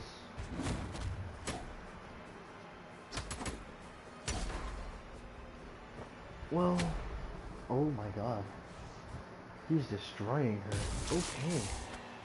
Yeah, pretty much the best legend in Bothalla, as he has pretty much every accolade you could ever want. He's got the best accolade possible. Grand Finals MVP, 2v2 title. He went, by the way, he went from a second place finish to a 2v2 champion and Grand Finalist. We've only seen a jump of similar size with Ember, who went from a second round exit to a 4th place finish. Oddly enough, I think she beat Nash in that bracket, so. And then they had a run back and then he won that, if I'm not mistaken. No, I'm not. That's what happened. But yeah. When we did do it, I was, calculating the math, and when we did do Ember Zol, oddly enough, Ember and Zol were apparently the better freaking team, as they faced off against, they faced off against Nash Arcadia, and Nash Arcadia just had nothing to, for them. Right now, Onyx has nothing for Nash, so I think... My bad, I spoke too soon, but I guess Onyx is getting more comfortable with the cannon. She still prefers the gauntlets, which is very respectable, to each their main. Okay. The ground pound, the nair. Victory. Oh, but she didn't have enough. Player 1 wins. She didn't have enough tools to make it back, and because of that unfortunate fact, Nash still won it. Oh, that's unfortunate. She had a chance for a great comeback. She was making it happen. 3, But then 2, she just ran out of 1, options. She ran out of tools. And just like that, Nash, because of that, maybe Nash, obviously having plot armor, apparently, might actually be able to make it to the 3rd round of losers. He might top 16. He might even top 12. Ooh. Okay. This is the perfect map for Onyx, though. Obviously, we have seen Nash do incredible things here. Nash's worst placement is still 5th, by the way, until he loses to Onyx, potentially. But yeah, this is the perfect map for Onyx. She's got great survivability and not the best KO ability, but with, camping on a map like this, it's different, as that nail will take him out, despite that down air, damn near taking her out.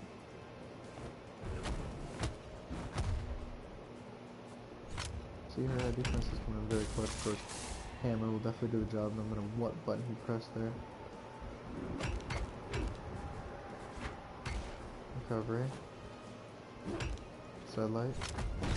Went for the stock, didn't work out.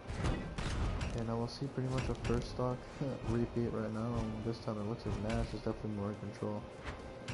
Last time I didn't see as many, Nash attacks come out. The down tilt got interrupted. Ooh, the side air. This is more like what we saw. This is more like what we saw. The Onyx cannon doing great. Oh, but the nair. She was unable to touch. The stun was too long, and because of that, she wasn't able to move. Very unfortunate. Oh, Nash barely touches. Okay. Cover. Satellite. Sarah. Sarah, wow. I haven't seen that in a while.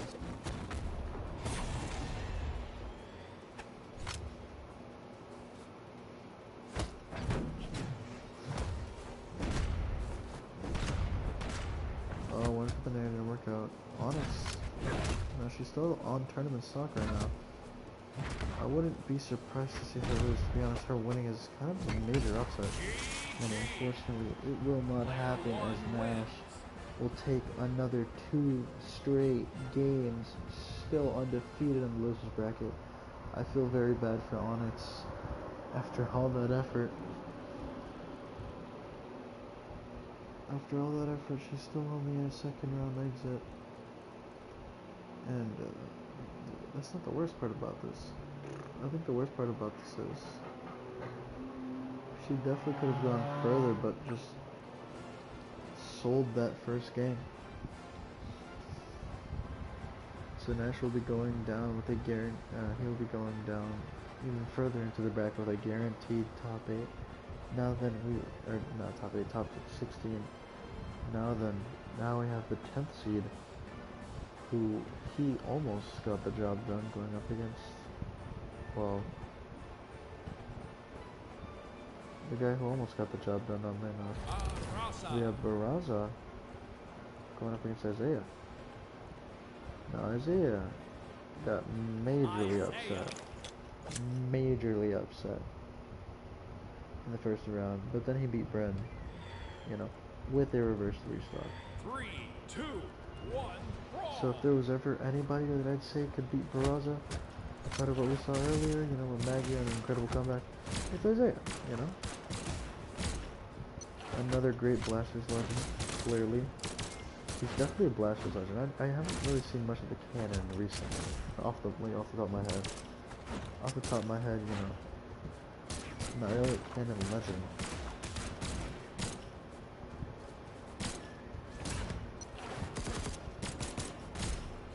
Alright, share. Another share.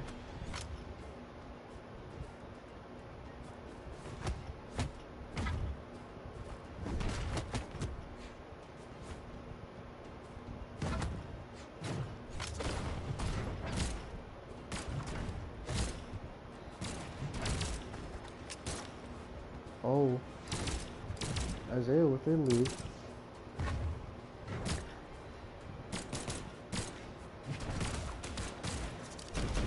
It's so weird to know that because of so many upsets, so many top seeds are just going to be going away. Don't get me wrong, Isaiah top 8 is a great thing for the canon community and the Blasters community. But Bothalla winning this is also great for the Blasters community, and it'll put more Axe representation on the map. Outside of Ragnar, I'm struggling to think of who else made it to top 8. Oh my god, that said it will do it. Isaiah keeping the lead. Be outside of at least in 1v1 and ones outside of Ragnar, I can't think of. Oh well, Terrace obviously. But out of those two, I can't really, outside of those two, I don't think I can see anybody else who's top 8'd with Axe. Ember, Ragnar, Ember does. Isaiah, Terrace, Ragnar, Arcadia. I'm still struggling to think. Nash, Vector, Diana, Queen 9, Ronan, Kaya.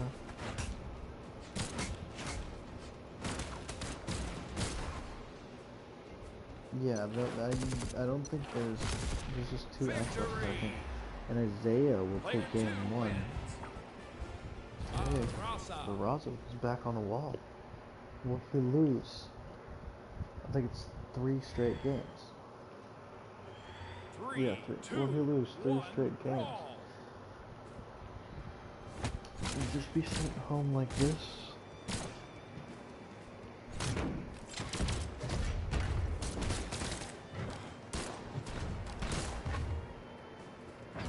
I mean, this is a great map for pretty much any kind of legend. But right now, it's clearly Bothala's map to play on, as he took no damage, essentially, in game 2. It's kind of a little bit similar to the Magyar set, of course, as he has less defense and, I'd argue, better weapons. Outside of the hammer, let's say sub the hammer for the the cannon, and then the for the blasters, and then the cannon for the hammer,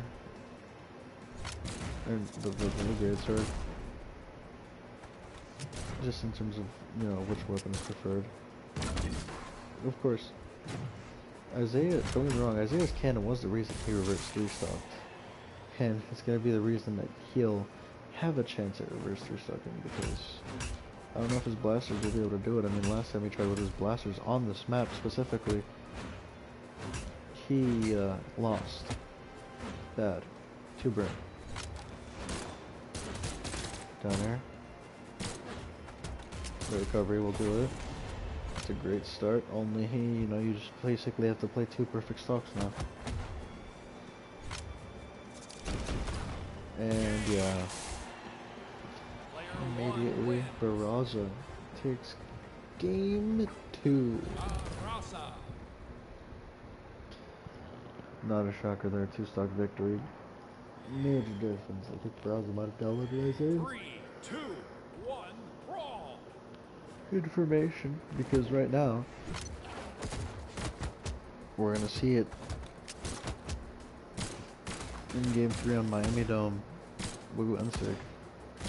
Yeah, this is like almost exactly a mirror image of what happened in the Magyar set. First game was fairly close, but it was Magyar's, in this case Isaiah's. Second game was Barraz's in pretty good dominance, and then third game is pretty down to the wire, with Magyar/Isaiah taking a great lead at the very beginning. Of course, Isaiah with a bigger lead, but you never know.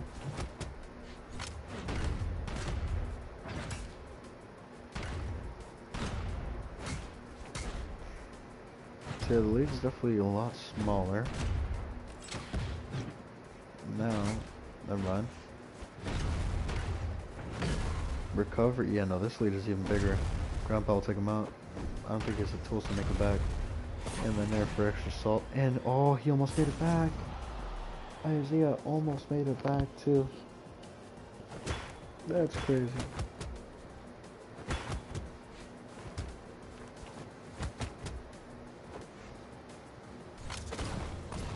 Isaiah's got a full stock lead on Bothalla.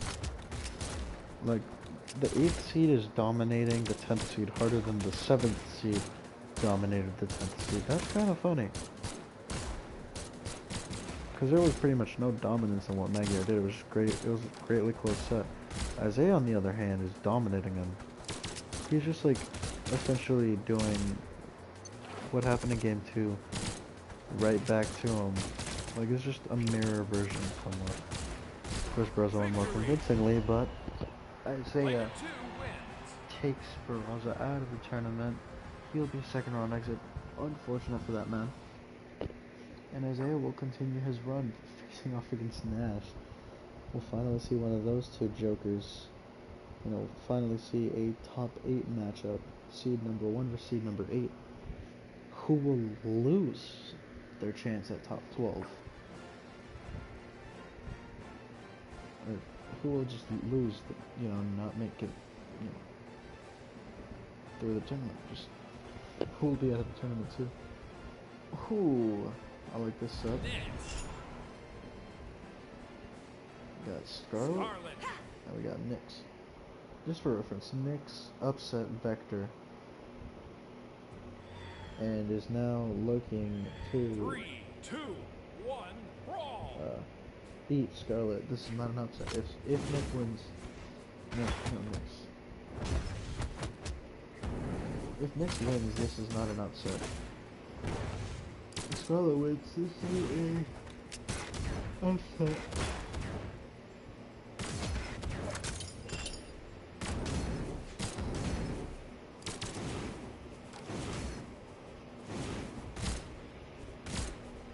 Sarah,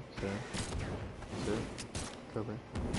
I think I'll just do top 32, top 16, and then top 8.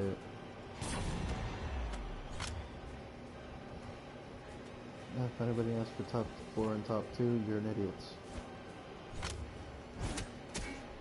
I might just start doing like the champion as a separate stream. Just that it makes it easier for me to figure out like grand finals MVP and stuff. That wouldn't. Plus, I wouldn't have to like timestamp it or anything. You just know. Oh, this is when the set started.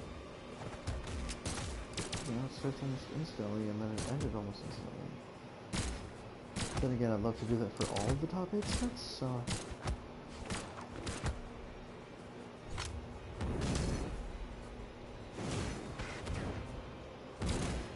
Yeah, I think I'll just keep it at top 8 and then just, ground pound.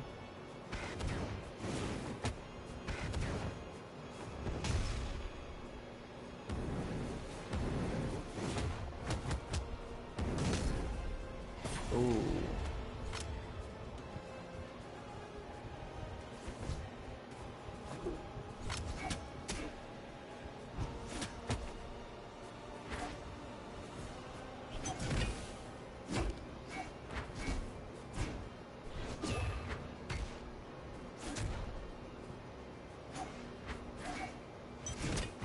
Oh, what a nair. What a neutral air. Oh my lord, what a neutral air. I'm kind of just like forgetting to commentate. My bad. But yeah, okay. Solid attacks from both sides, of course. You know, Nick's at a deficit.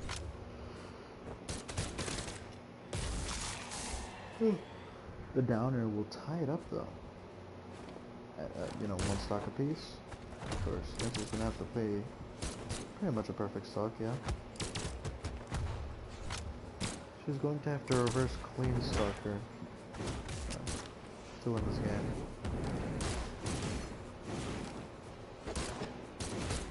Downer, Sayer. Finally, the only person who can connect Dare Sir consistently is also in loser's bracket. And she might actually have a chance. Nope. She overcommitted and Scarlet capitalized, and just like that, despite bringing it back to 7 damage in difference.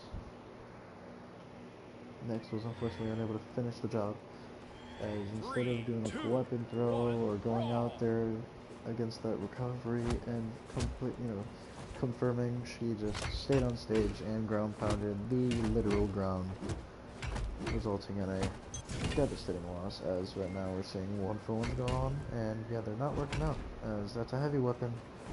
You're just using your bare hands.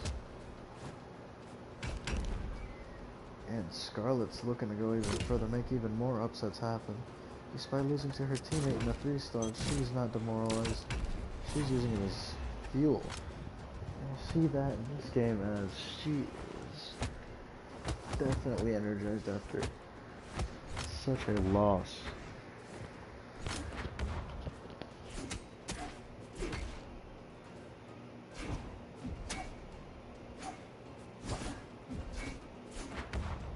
Oh, hold on. Okay. Cider is fairly close in damage. And now then it's 3 stocks to 1. Scarlet with an incredible lead. Can Nyx do it?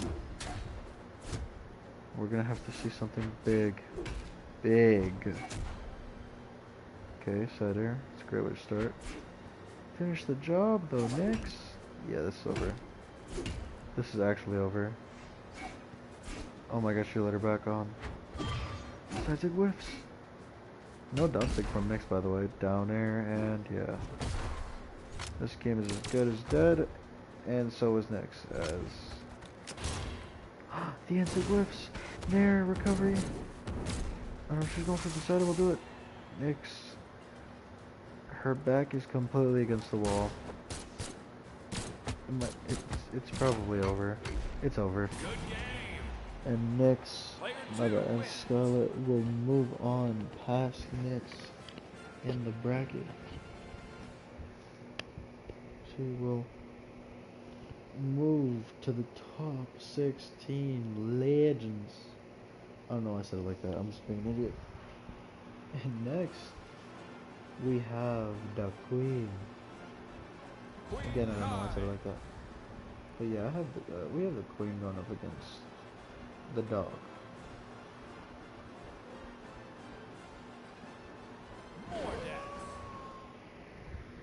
The only 2 legends that I usually use Battle Pass skins for, because I don't have another skin for Queen Knight, to be honest. That's like one of her best skins. Kind of reminds me of 2B though. Like, yeah, this reminds me of like all the robots from Nier Automata, or whatever they are. Automatons. I guess that's what they're called, I don't know, I've never played the game.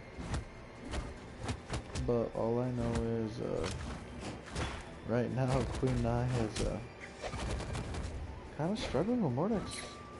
This is intriguing. Maybe Queen Nai doesn't come out with any medals today. Oh, good spacing, the Nair though keeps him up there. And Sig. Classic Queen 9 move, even in twos. Goes over the spear immediately. Clearly, she wants the spear because Queen 9 never died. Come on now. Oh, so see, like Queen 9 never died. Okay, I spoke to assume Mordex finally taking the stock without taking any hits. Goes back over the gauntlets. Does he really want the gauntlets versus guitars again? Guess he does, and he's gonna pay immediately for it as she gets a 4-piece recovery as well.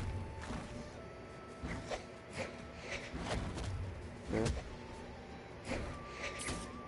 So right there. Oh, he's not making it back. Even if he did recover, I think she just down airs or something else and he wins that. But immediately we're seeing even better guitars play right now. I mean, it's just getting better every time she, she swaps off the spear and just picks it up. Oh, even better combos. Next time she won't even take damage. It'll just be a 0 to death. I guess she'll just like side take him or something because, well, she only needs like one more hit and she's, taking him down to tournament game. Mordex doesn't seem to stand a chance here. There. Oh. Whoa. Okay. Side air. That will take him out. Just like that. Queen 9 takes game 1 in great fashion. Dominant fashion. 2-stock victory for the Undying Queen, the Nyborg. 3, 2, 1, brawl! And yeah, this is gonna be a bit of a struggle. I feel like next month we'll get like a new reveal for Legend. If not next, if not so, like I feel like mid-September would be like the perfect time for them to do something like that. Okay, recovery.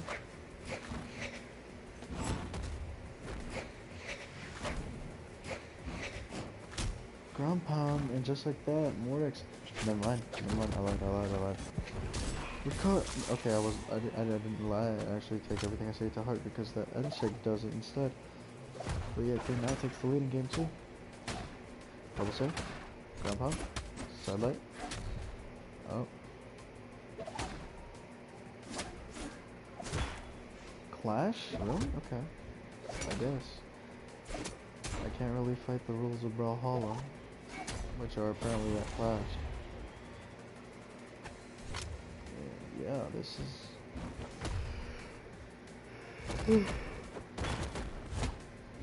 This is not looking good for Mordex, as he's soon to be on his potential tournament stock. Yeah, I'll tell you what though, he's definitely not getting destroyed. I mean, yeah, he may or may not have more health this time around, but still. That's so far. Down air. And Mordex down to his potential tournament stock. Likely his tournament stock here in game 2. Also game 3 like an idiot.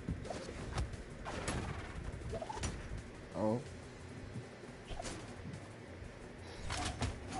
Come on, hold your horses. Recovery. Sir. Oh. Down air. Okay. Wow. Sir. Forces, final stocks. Oh, and then double wow. Most disrespectful ass way to win a set. Just double recovery on Miami dumped. Just completely destroy his hopes and dreams. Well, way to be toxic as Mordex is out of the tournament now. One of the very many, oddly enough. His teammate's currently fighting for her life in the losers bracket as well. After, I think, being upset. No, she faced Ember. She properly was defeated.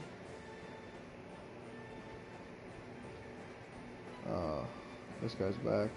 Cringe. So we have high tier versus low tier. Well, mid tier. I wonder who will win this.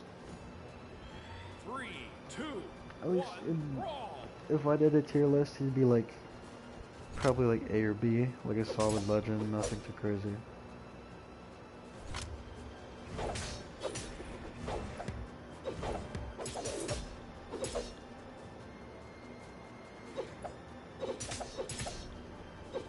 Okay.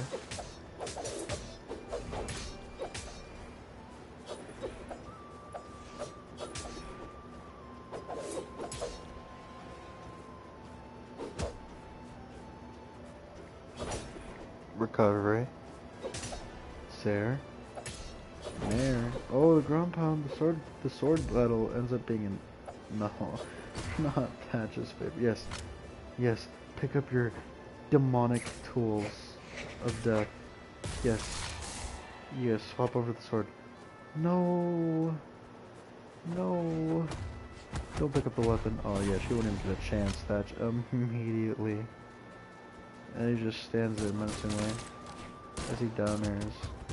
And light. See you later, Nair. Oh no, this is a weapon matchup that kinda, I won't say heavily, but it does favor blasters. As just good spacing, really. Of course, it's not the worst matchup in the world. But, tell you what, Thatch is making it look that way as he's looking to take the lead. You know, despite him starting out this game with the deficit. Oh, Nair. Ground pound.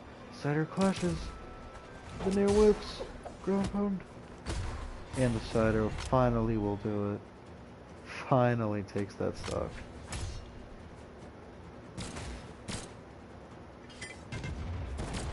She didn't go in for anything.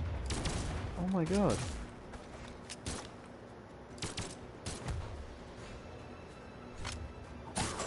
And Sig, what a dunk. What a effing dunk. And she's gonna let him get the sword so that she keeps the guitars. Listen, I don't care if Mordix does worse than his teammate. I always thought that Sarah was the higher a better teammate anyways. She did top 8 with Zariel. You know, the difference being, I just don't want Thatch to win. I literally just don't want Thatch to win, but unfortunately, Thatch is apparently top 2. Unlike the first time that he showed up, when he lost in the 5 to J8 and then lost again in the losers bracket. No. He has to ruin my happiness. I don't like that. 3, 2, but I will still allow him to participate in the tournament because, well, that's what the randomizer chose. And by that I just mean random. Literally picking random 2 legends. And you know, whoever gets it gets it. Fortunately, he got it.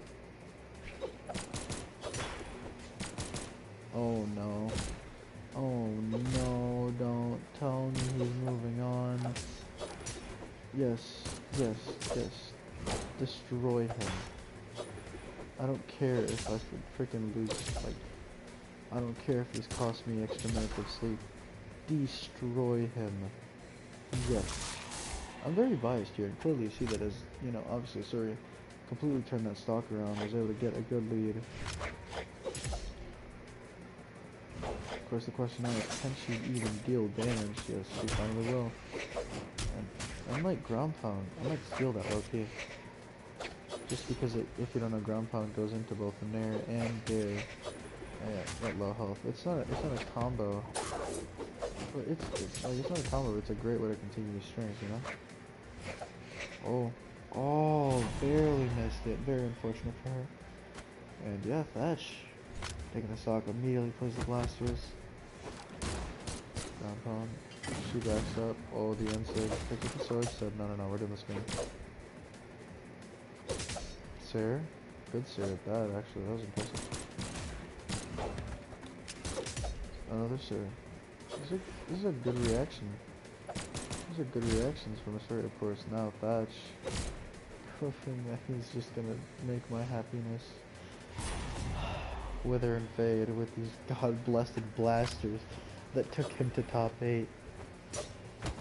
I mean, the way that, you know, he was bad and Barraza carried made me happier, but this is just... That was just preparing for ones the whole time. That's the reality of the situation. Oh my god, don't, thank you. I'm going to forever hate it. I don't care if Thatch wins the whole tournament. I'm literally gonna say it was a fluke.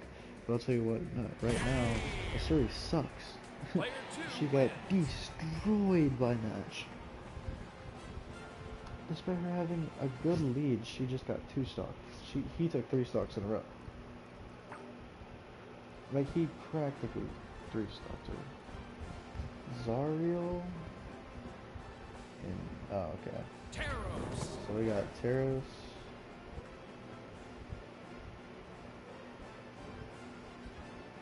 And we got Zariel. The Synthwave Brothers. Yeah, Synthwave Brothers. I kind of wish I would have bought the Battle Pass. Even though, like, I wouldn't really use most of the skins or, like, the weapon skins, it's such a good color scheme. 3, 2, But to be honest, having it limited brawl. makes me kind of happy, though. It's not like every legend has it, you know.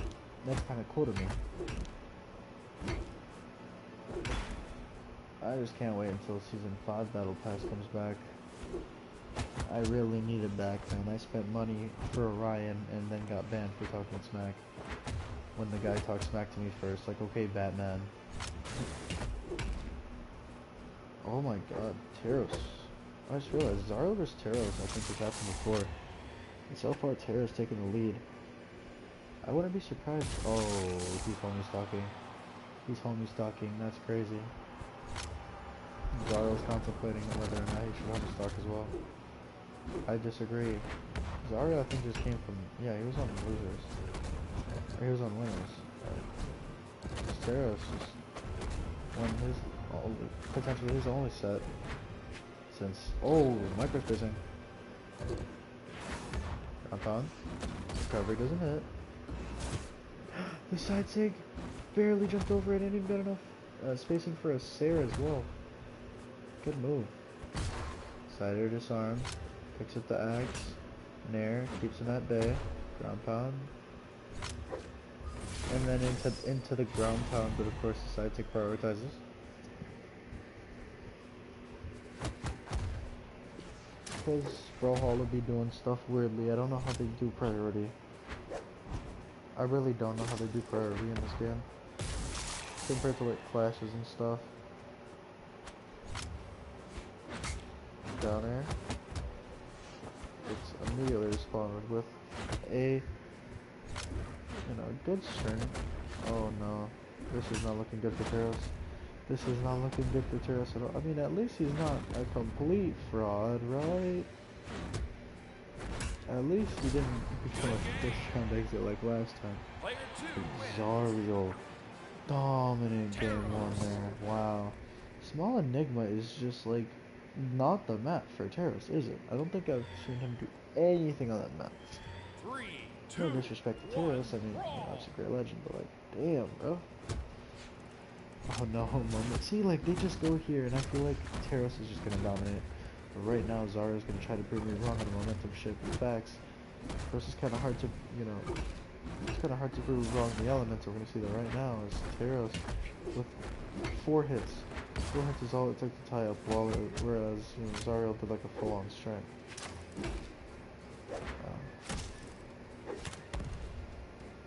Okay, down there we'll do it just like that. Momentum shifting happens like almost instantly as he does want the hammer primed. Ground pound.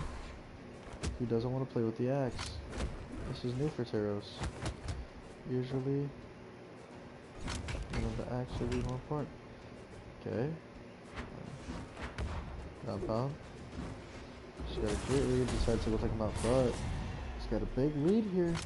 And that's a bow, so it'll definitely be a little bit more difficult to be able to carry on this lead, but it's a lead nonetheless. Double nair. Recovery gets interrupted. Ground pound. Down air. Recovery. Ground pound again. Taro's playing this perfectly. Silent nair. Nair. Nair. Down air. Hey, he pulled an A's off. A's off did that to win the match. Taro said it to take the lead. And immediately we'll just see Taro's kinda... Okay. Ground pound. I don't think I've ever seen this as like the first map of the set. So I might have to do that when I'm selecting like grand finals or something, see what it does. And maybe I'll just do like a random set.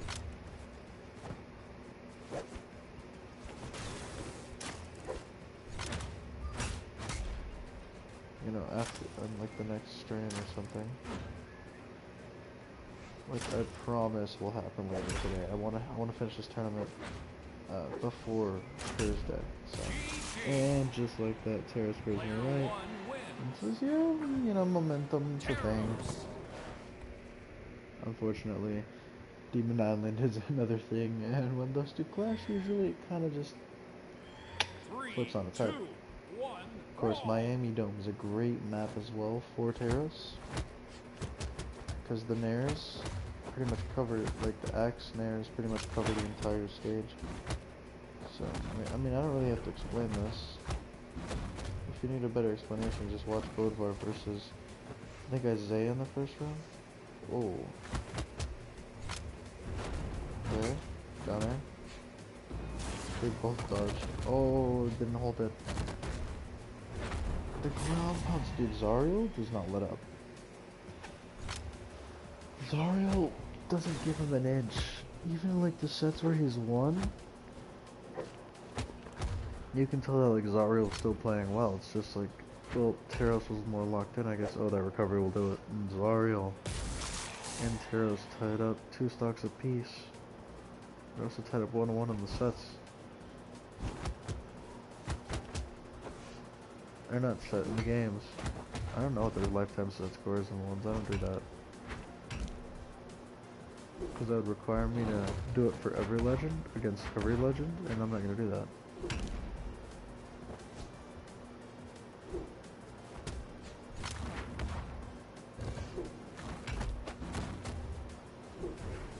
Okay, ground pound. Ground pound. Taros kind of still working on reversing and, you know, using momentum somewhat. Of course, Zariel clearly does better under pressure, apparently. Ground pound. Oh, Sarah whiff with the nair. Down air whiffs. Side lit whiffs. Side air. Good amount of miss attacks here. Okay. I mean, going 1-for-1 against Axe is never a good idea. D-Light, N-Light doesn't do the job. Ground pound.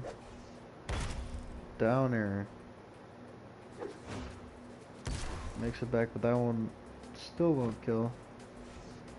One more should do the trick, but that select your credit will possibly get up to downer. We'll just take him out. Just like that. Zariel. You know, puts them both on tournament stock. One of them is going to get eliminated here. And so far, I would say that Taros is going to move on. That's what I'm going to say. As the 6th seed will not face potentially his biggest match yet. Because I don't understand how Taros has to face off against Thatch and losers right now. There's 2 more. Okay, 2 more sets. Don't fall asleep, please. Oh, it's only 3 AM. I'll probably still fall asleep just because I said that. But next, we got the Love Struck Legion. And you'll be going up against Petra.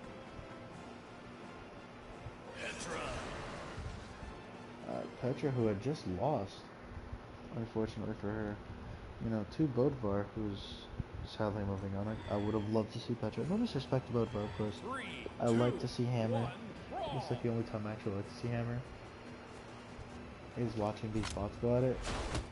Whereas on the other hand, I would love to see Petra like get far.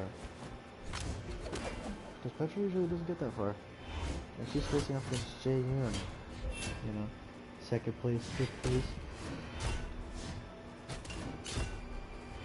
In the first round exit. Like, a lot of things. Oh, gets the full three-piece. Ground pound, nair. Side light. Oh, man.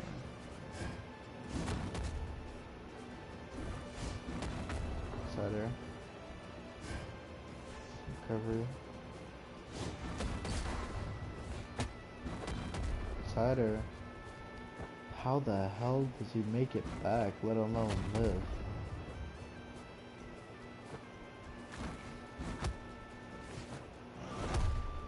His side sig is interrupted by a side heavy. Wow, see, priority in this game is a joke. After this, we have the 31st and 32nd seed facing off. Oh my god, Jaeyoon loses his stock finally. And yeah, Petra.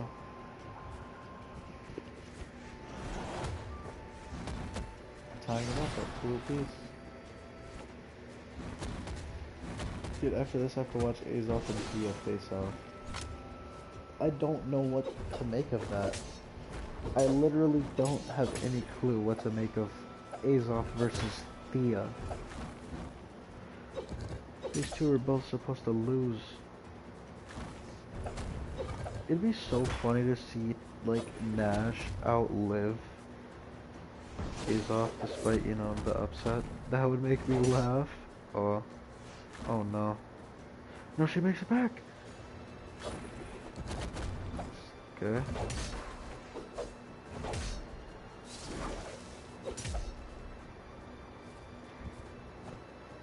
Oh, she won't make it back the second time, and Jaeyoon takes the lead with the sword. Goes back to the great sword. Makes it back. It's very interesting to me. Oh, one sec, we'll do it. I was gonna say, it's very interesting to me how, like, Jaeyoon is, like, good and bad. Like, he'll be really good one moment and then really bad the next, you know?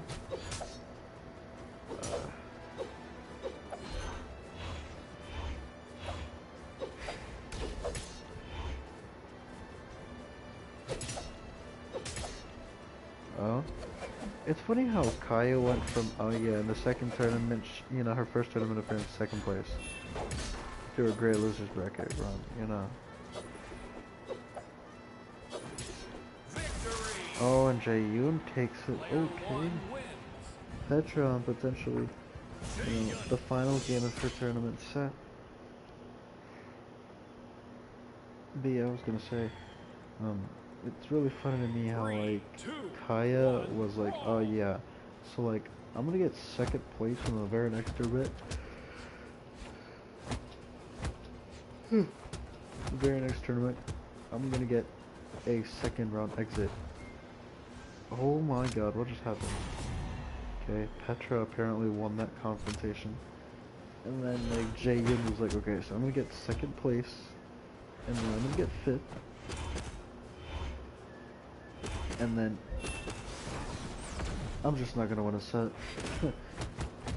Literally, first round exit.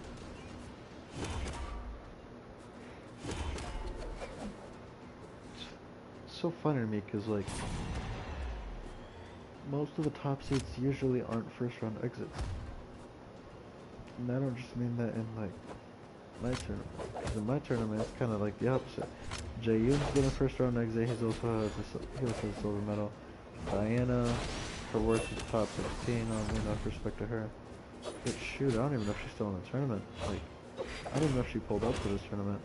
Kaya, second place, second round exit, like, you know, Vector, first place, first round exit. But, like, the only ones to really beat delegations so far, I think Nai, okay, Nai beat Mornexia. I think the ones so far to beat these allegations of, like, doing so much worse as Petra forces game 3 beating Jaeyoon. Really, really good game there. 408 damage means incredible KO efficiency. Of course, that first stock was goofy. Whoever would have won it would have been goofy. 3, 2, 1, brawl.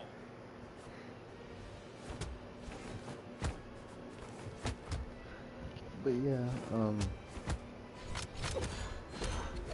Jaeyoon, first round exit. Vector, first round exit. Diana, third round exit. Nash, his worst is a fifth round exit, or a fifth place exit. You know, so far his worst is top five, and it could remain his worst. We don't know how far or how well he'll do this tournament.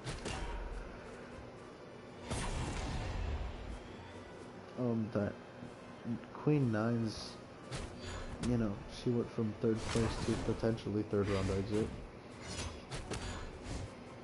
Moonin so far is kind of, you know, super consistent as the second seed, you know, not faltering or anything. Ember as well, in that sense, only she did the opposite of what most legends do. It was like, oh, we'll have a really good, like, debut tournament, and then, you know, I'll struggle from there, as right now, Petra is going to upset Jaeyoon from the looks of it.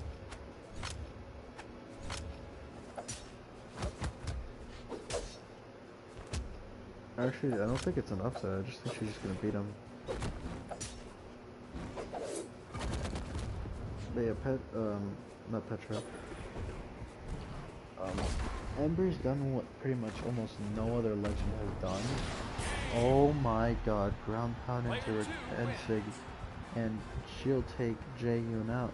It's not an upset, I was right. Again, incredible KO efficiency from Petra, but what else do you expect from 8 power?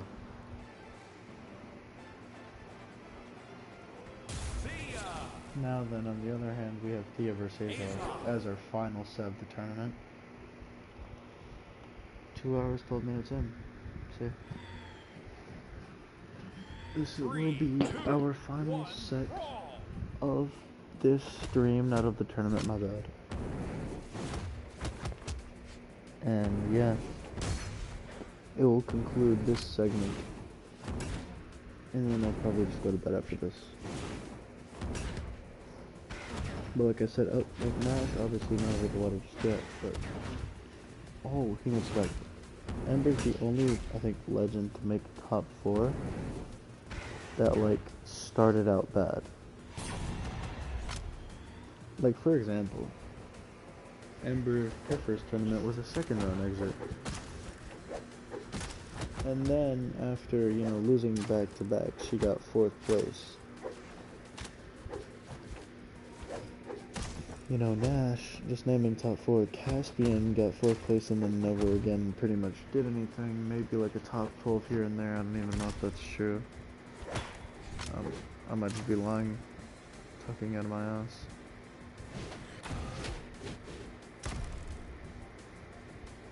So far it's looking like Azoth is going to move on to the same level as Nash, maybe. Of course, this is just game 1, so it can't be for, you know, for certain, but it is 3 stocks to 1 and, you know, pure dominance.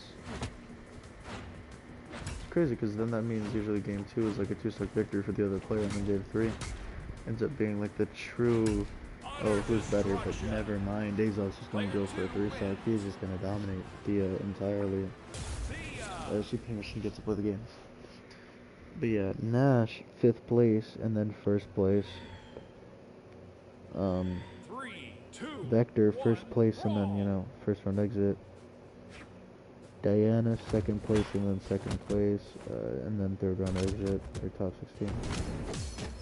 Queen I, so far, just 3rd place. Can't really say anything confirmed yet, but definitely at the very least a 3rd round exit. You know, the Moonin, obviously at the very least top 12. Trying to think. Trying to my mouth. Azoth taking 4 stocks in a row.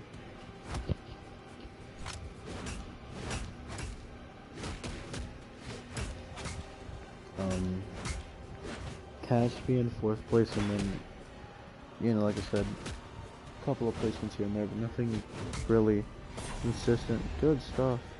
I don't think I've seen Caspian in a while, actually. Obviously, I've seen him in twos, but like in ones, I don't think I've seen him at all for a while.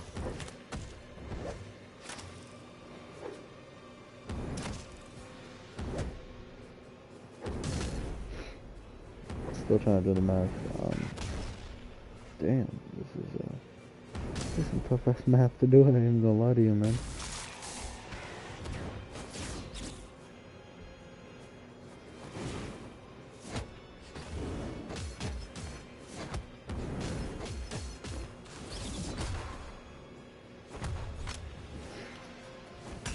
Good game. And just Player like two that, wins. Azov with a two-stock victory will just dominate the. I didn't really know what to say. I just didn't really know what to say. That was just amazing, I guess, from Azov, who kind of dominated the. But yeah, that's gonna be the last set of the tournament. Just like I was saying, Ember's like the only legend to have, started out. I forgot about that, the animation. But yeah, Ember's the only one to have started out bad. Second round is bad, I'd say. And then, end up top place like that. Magyar came in, got fourth. Kaya came in, got second. Diana came in, got second. And then just like, nobody came in and was like as bad in top four. Top eight's a different story. But yeah, that's will conclude this leg of the tournament. Of course, we still got top 16 and top 8 to get through. I hope you have a good night, and yeah,